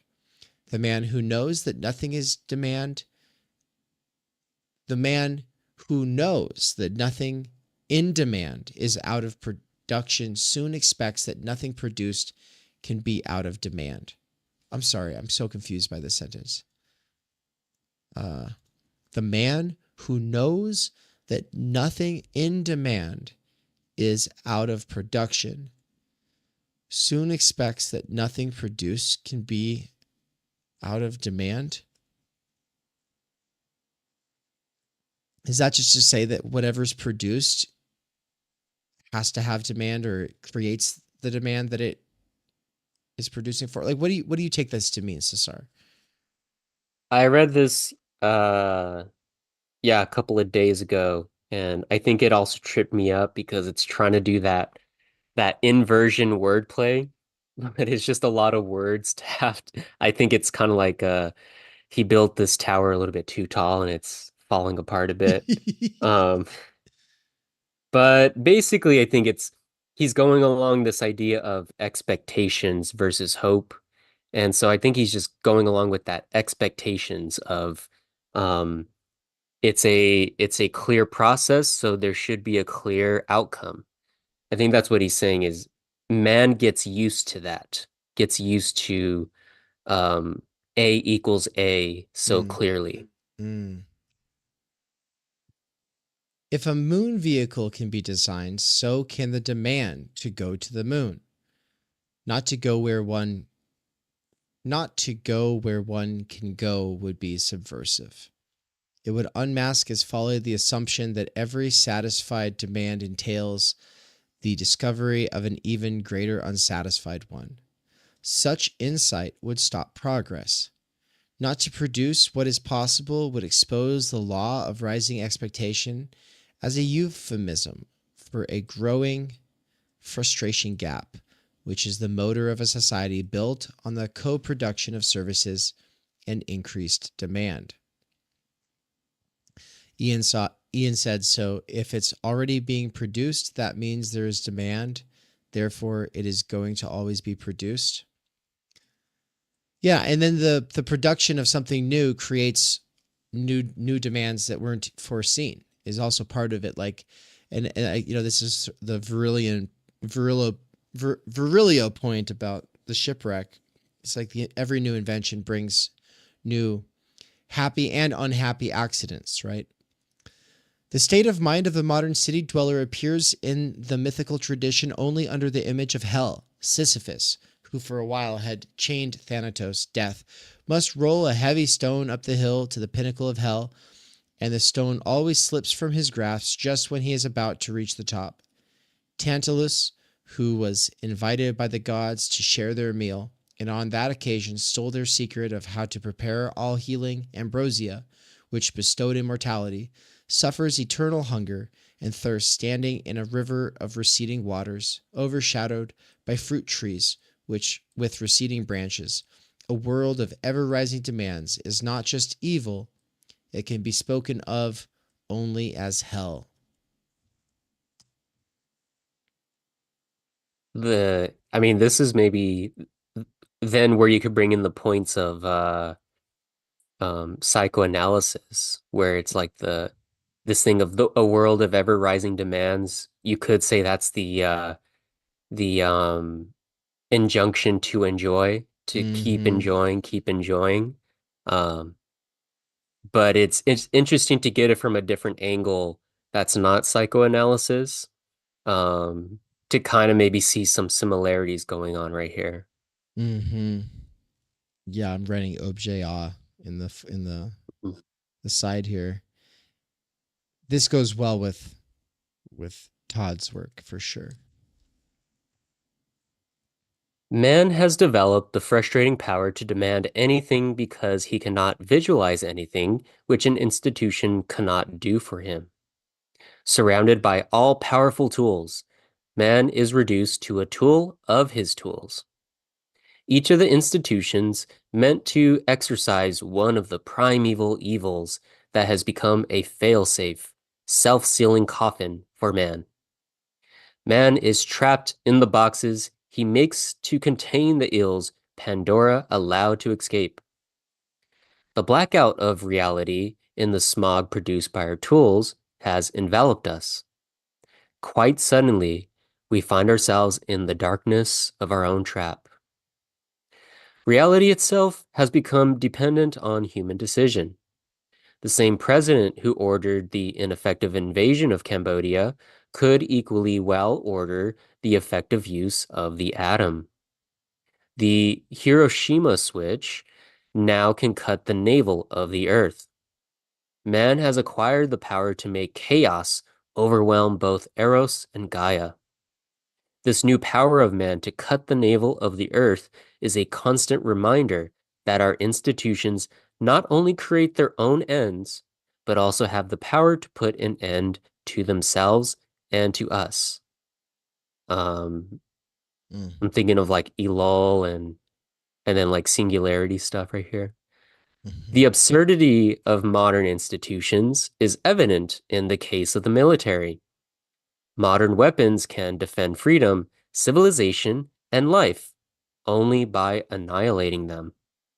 Security in military language means the ability to do away with the earth. The absurdity that underlies non-military institutions is no less manifest. There is no switch in them to activate their destructive power, but neither do they need a switch. Their grip is already fastened to the lid of the world. They create needs faster than they can create satisfaction. And in the process of trying to meet the needs they generate, they consume the earth. This is true for agriculture and manufacturing, and no less for medicine and education. Modern agriculture poisons and exhausts the soil. The green revolution can, by means of new seeds, triple the output of an acre, but only with an even greater proportional increase of fertilizers, insecticides, water, and power. Manufacturing of these, as of all other goods, pollutes the oceans and the atmosphere and degrades irreplaceable resources. If combustion continues to increase at present rates, we will soon consume the oxygen of the atmosphere faster than it can be replaced. We have no reason to believe that fission or fusion can replace combustion without equal or higher hazards. Medicine men replace midwives and promise to make man into something else, genetically planned, pharmacologically sweetened, and capable of more protracted sickness. The contemporary ideal is a pan-hygienic world, a world in which all contacts between men and between men and their world are the result of foresight and manipulation. School has become the planned process which tools man for a planned world, the principal tool to trap man in man's trap. It is supposed to shape each man to an adequate level for playing a part in this world game. Inexorably, we cultivate, treat, produce, and school the world out of existence. Oops, I forgot to follow along on the screen because I was following along on my page. I just prefer the book so much. I gotta, you know what? When we figure out like the how to do this in the woods, I really do. I want to have this in the woods and just like organize these from the woods on nice days. And then what if like I have like a camera like right here so I can catch the view of the book so I don't need to do the scrolling thing, but I could instead just straight up just like hold the book. Like that'd be so nice. So is it the military institution? No. Yes. Yeah? Yeah. Oh, okay. The military institution is evidently absurd. The absurdity of non-military institutions is more difficult to face. It is even more frightening, precisely because it operates inexorably. We know which switch must stay open to avoid an atomic holocaust. No switch detains an ecological Armageddon. In classical antiquity, man had discovered that the world could be made according to man's plans, and with this insight, he perceived that it was inherently precarious, dramatic, and comical. Democratic institutions evolved, and man was presumed worthy of trust within their framework. Expectations from due process and confidence in human nature kept each other in balance. The traditional professions developed, and with them, the institutions needed further exercise. Surreptitiously, reliance on institutional process has replaced dependence on personal goodwill. The world has lost its humane dimension and reacquired the factual necessity and faithfulness which were characteristic of primitive times. But while the chaos of the barbarian was constantly ordered in the name of mysterious anthropomorphic gods, today only man's planning can be given as a reason for the world being as it is. Man has become the plaything of scientists, engineers, and planners. We see this logic at work in ourselves and others. I know a Mexican village through which not more than a dozen cars drive each day. A Mexican was playing dominoes on the new hard surface road in front of his house, where he had probably played and sat since his youth. A car sped through and killed him. The tourist who reported the event to me was deeply upset, and yet he said, "The man had it coming to him." At first sight, the tourist's remark is no different from the statement of some primitive bushman reporting the death of a fellow who had collided with a taboo and had therefore died. But the two statements carry opposite meanings. The primitive can blame some tremendous and dumb transcendence, while the tourist is in awe of the inexorable logic of the machine. The primitive does not sense responsibility. The tourist senses it, but denies it. In both the primitive and the tourist, the classical mode of drama, the style of tragedy, the logic of personal endeavor and rebellion is absent. The primitive man has not become conscious of it, and the tourist has lost it. The myth of the Bushman and the myth of the American are made of inert, inhuman forces. Neither experiences tragic rebellion. For the Bushman, the event follows the laws of magic. For the American, it follows the laws of science. The event puts him under the spell of the laws of mechanics, which for him govern physical, social, and psychological events. I'll read this last one. The mood of 1971 is propitious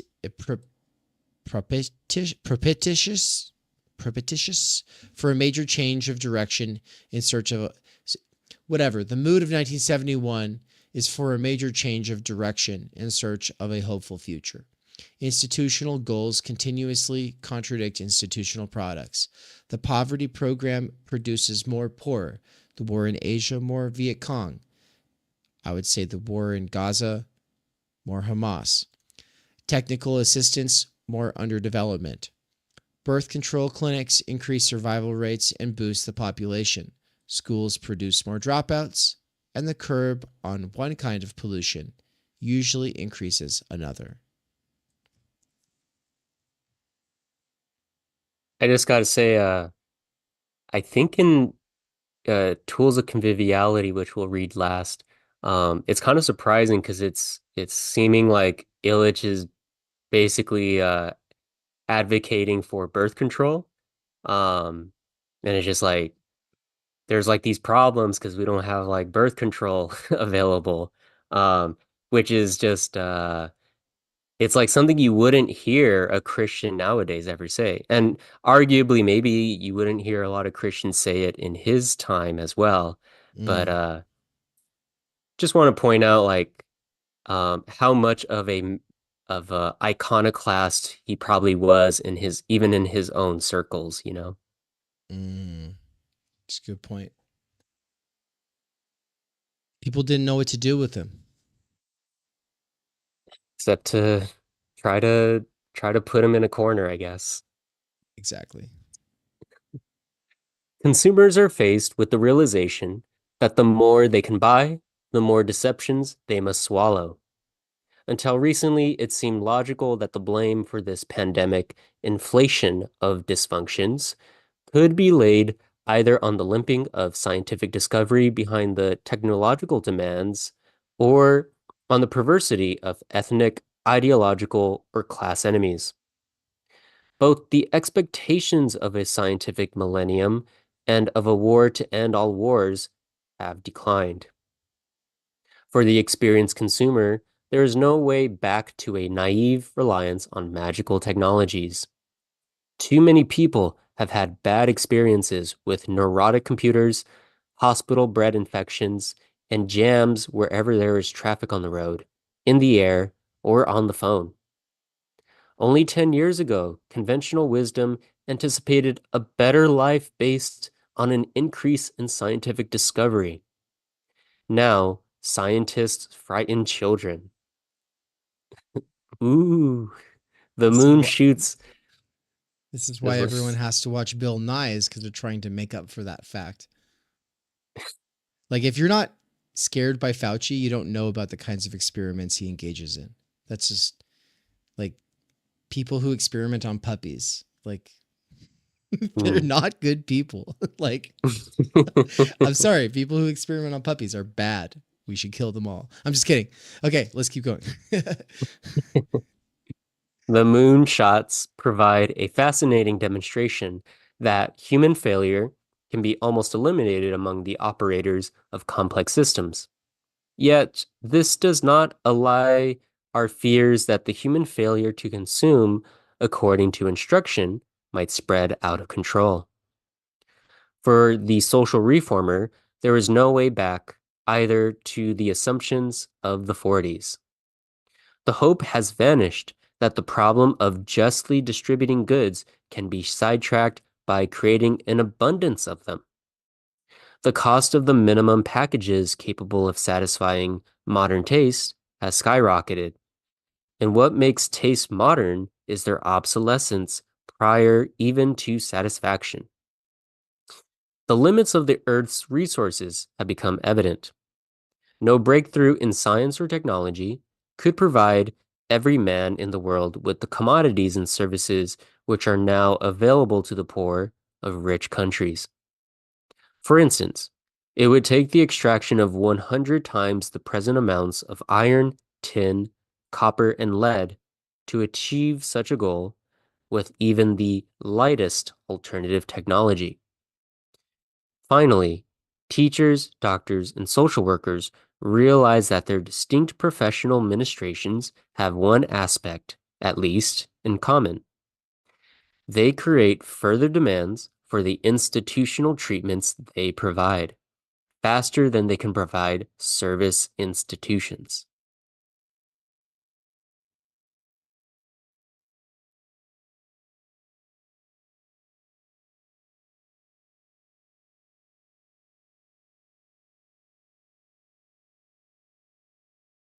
Oh, you're muted, I think.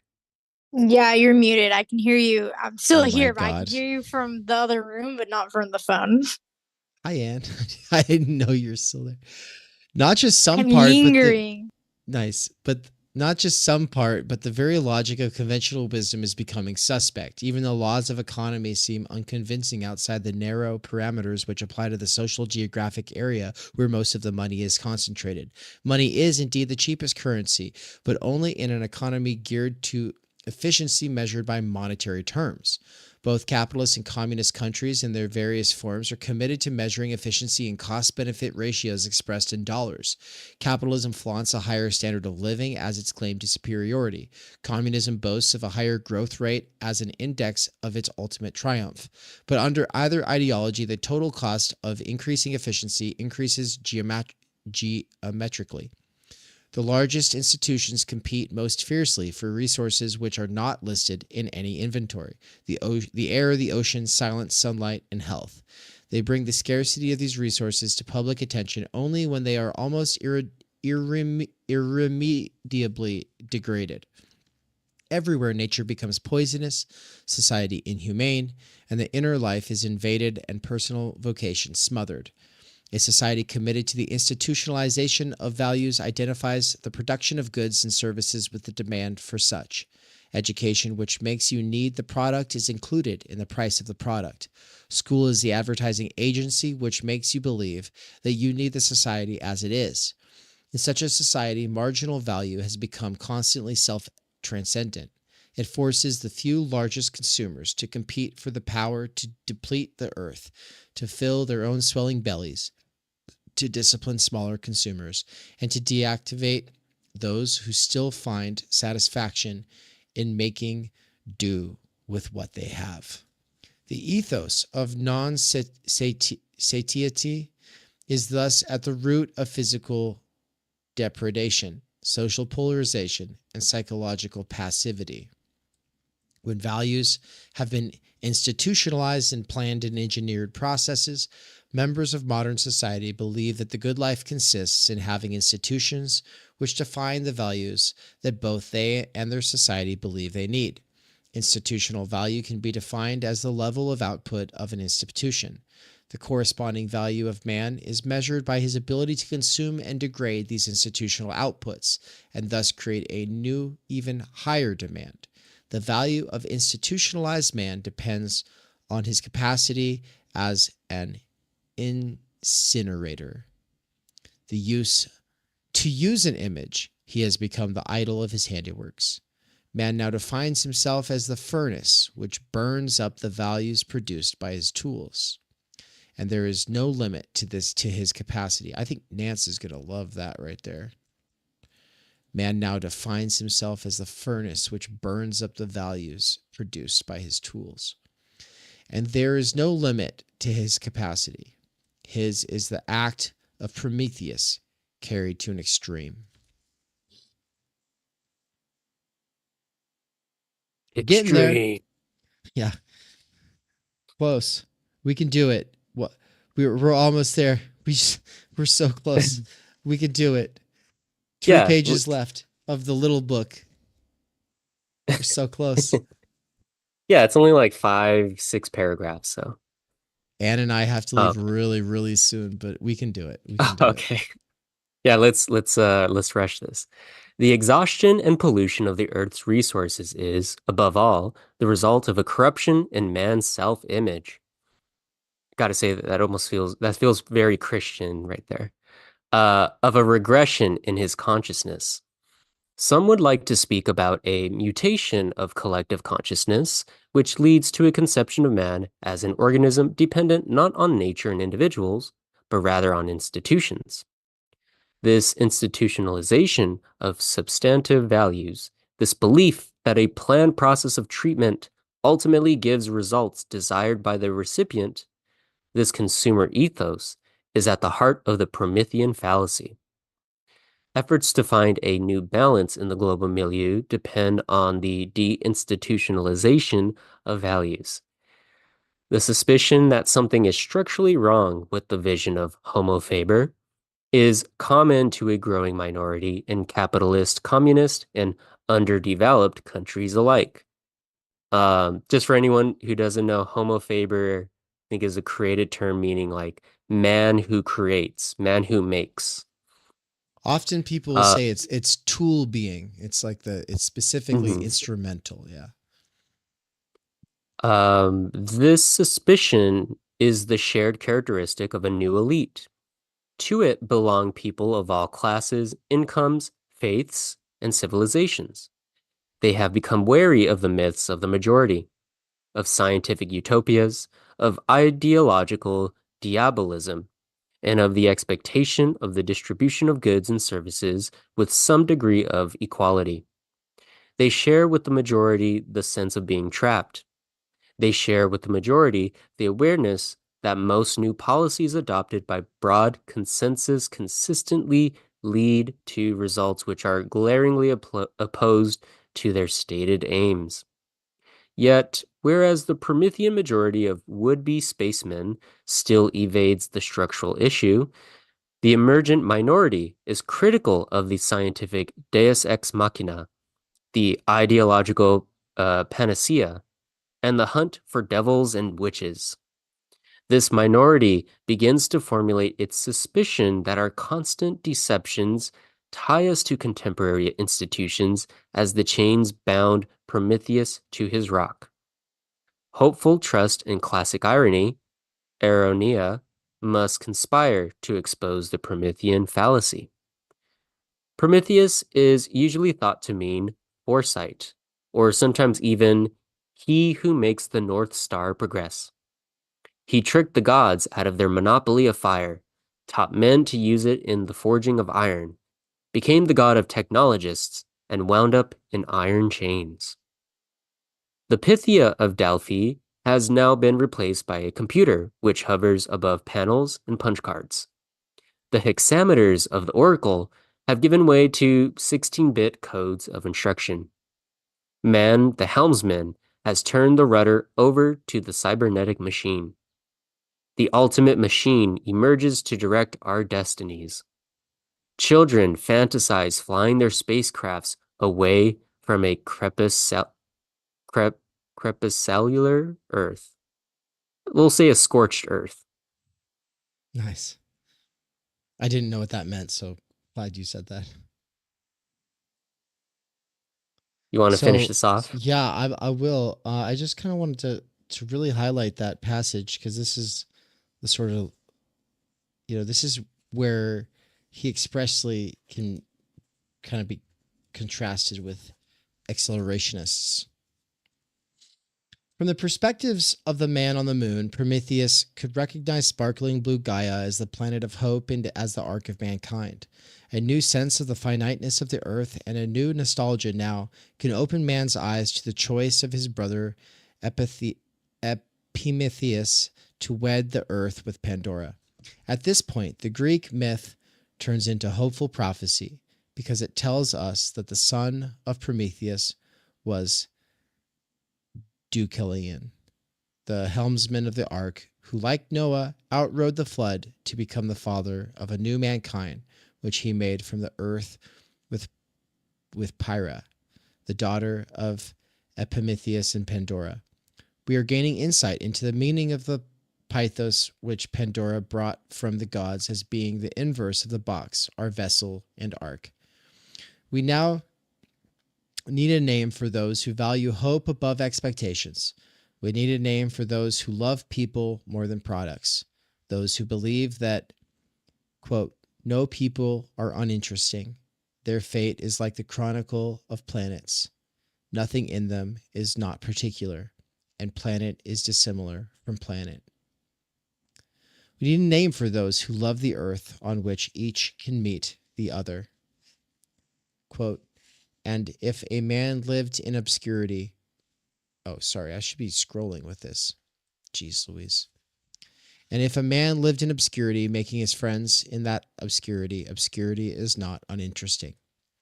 We need a name for those who collaborate with their Promethean brother in the lighting of the fire of the shaping of iron, but who do so to enhance their ability to tend and care and wait upon the other, knowing that to Each his world is private, and in that world, one excellent minute, and in that world, one tragic minute. These are private. Hold on. Yeah, these are private is the last part of that quotation. Okay. So it cuts off the quotation right there, but yeah. And in that world, one tragic minute, these are private. And then he says, I suggest that these hopeful brothers and sisters be called Epimethian man, or Epimethian men. How dare you call all women men? Come on, Illich.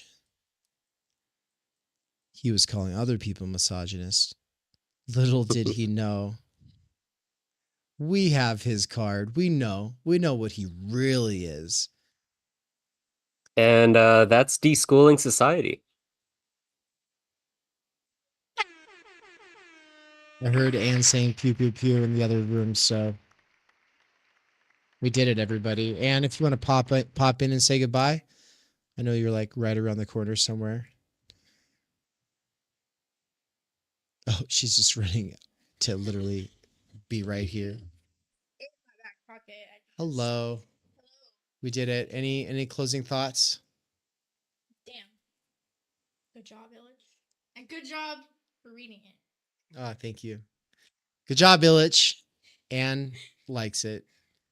It's the endorsement from me. It just is like, it excited me a lot, this book. Cool. I'm glad you were over there getting hyped.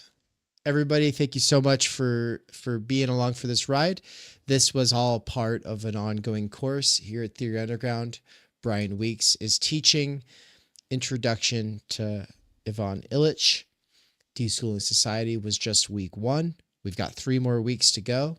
You can see the lecture for week 1 here on Theory Underground's YouTube channel, and you can also listen to it on the podcast. If you would like to join the Illich course, it's not too late, but the next session, the next lecture session is tomorrow morning. And so I'm very excited about that. It's going to be happening at 11 a.m. Eastern time. I'll see you there, Cesar, and maybe some other people as well. Ian, so happy to have you in the chat. Stoked to see you tomorrow. Everybody, thanks so much. Anne and I have to get going. We've got Jiu Jitsu to go do. Peace. And I'm going to go jogging. Nice. So. Have fun jogging. Thanks. Bye. We cannot do direct revolution, but the only way to lay the foundation for it is to do what you are doing to move the underground. It's a theoretically correct title. Welcome to Theory Underground, a place for workers with earbuds who are tired of the bullshit and just want to get down to it. Big ideas, rigorous thinking, and ultimately liberation from necessity. Research at Theory Underground focuses on what is most important for understanding our current situation. Theory of the subject, capital, time-energy theory, critical media theory, CMT, and the most essential critiques necessary for understanding why the theory, ideology, and common sense of influencers left to right misses the mark. Theory Underground is coming to a city near you. Besides a commitment to publishing certain underground theorists and popularizing certain fundamental concepts, we have toured the United States and are touring Europe to promote our ideas, courses, and publications. You've been reading Underground Theory. Amazing book. I'm a publisher and an editor. I run a review of books. Literally, it's my living. This is the best edited collection I've ever read. Okay, picture this scene. America, early 2021. An Amazon warehouse worker arises from the emerging underground theory internet scene to create spaces for untimely topics and concerns that are too often neglected or kept in isolation today. Joined by a revolving cast of underground theorists, academics, and critics, he establishes what will become Theory Underground, a teaching, research, and publishing platform by and for working-class intellectuals, autodidacts, and academics who want to do more than they're able to do within the confines of academia. That warehouse worker's name is David McKerracher, and his book Time Energy is his first major contribution to the world of theory. It was recently reprinted with a foreword by none other than Slavoj Žižek, who also contributed to Theory Underground's latest book. My Bible, it's an excellent book. A collection of essays called Underground Theory. What you just heard is an excerpt from the Strange Exiles podcast, episode 23, where Bram from Strange Exiles interviewed me and Mikey. For those who don't know, Mikey is the author of the Dangerous Maybe blog. We are publishing one of his books here shortly at Theory Underground.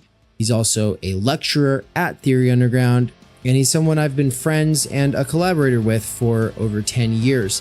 But most importantly for you all, he's a fantastic lecturer, and it's a crime that he has to do wage labor right now. One of the long-term goals of Theory Underground has been now for a couple of years to hashtag free Mikey. That is something that I've been really pushing, but first, obviously, I have to get freed myself, so the two of us are able to do this because, as Mikey said, build it and they will come. Well, I tried and I built a website and platform. I had my own app and everything, but it's been really buggy and it's more than one person can handle. And that's, a really good lesson for me. And so for now, what we're doing is moving it to a temporary intermediary platform until we are able to get some more serious funding. And ultimately, we want to be in a place like this, a real brick and mortar digital nomadic mecca where people can come from all over the world. But also, the app was really expensive, and so by quitting it, I am now able to save a lot of money, and with the help of my patrons and the students at Theory Underground, especially the monthly subscribers, I am officially able to quit Amazon and do Theory Underground full time. So thank you so much, everybody. This is one huge step forward.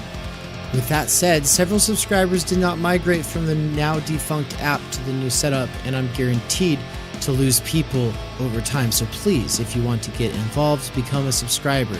If you're not even sure what this is all about but are just curious, then I've added tier 0 and tier 1 for very basic kinds of access to what we are doing behind the scenes. If you don't have any time or energy to get involved, but you do have some money to help support this project from afar, then please check out the Patreon. My patrons over at Patreon make the podcast and public YouTube possible. Thank you. As for once-in-a-lifetime events, check out the new poster for the American Idiots Theory Underground European Book Tour. Paris, Brussels, Berlin, Vienna, Linz, Krakow, Glasgow, London, and Oxford from April 27th to May 25th, 2024. 2 events are already fully booked out. Save a seat at an event by getting in contact with us ASAP. Finally, the call for proposals to our conference in Mexico. What's up, everybody? TUCon 2024 update here. It's not happening in Mexico anymore, but it is still happening on October 24th through the 27th. The change was made because a lot of the people that wanted to attend and that were expected to attend said they could probably afford to travel if they had more time advance notice. So save up for June 2025. If you have to choose, right? Because this one that is happening this year is happening physically in Boise, Idaho, because we have a lot of collaborators and fellow travelers and co-instructors there. But you can attend virtually for this one. You won't be able to attend virtually next year. So yeah, if you have to choose, attend physically in 2025. The call for proposals already happened. The writing workshop for proposals already happened. You can still get the links to both of those. Just shoot us a message and ask for those links. We'll get you those. And the form goes live on June 1st, and the deadline is June 15th. So if you're attending physically, let me know ASAP. Get in on it. All right. Finally, last little thing here is to say thank you so much to my patrons over at Patreon. The Patreon is for people who are too busy to be students or subscribers at Theory Underground, but who want to see more of this free content on the podcast and YouTube channel for Theory Underground. You are the ones who see something of value in the free content being made available here, and you want to see more of it. Your patron pledges at Patreon are a real motivator for me. So thank you so much, especially to Erilyn Lawrence, Bert Vanderkar, Carl Vanderlip, Nikolai, Sakil, Zoxandra, Darian, Max, Al, Alagiri, Ben, as well as several others including Core Atlantic, Louise, Matt Payne, Neil, Simon, and Yiz.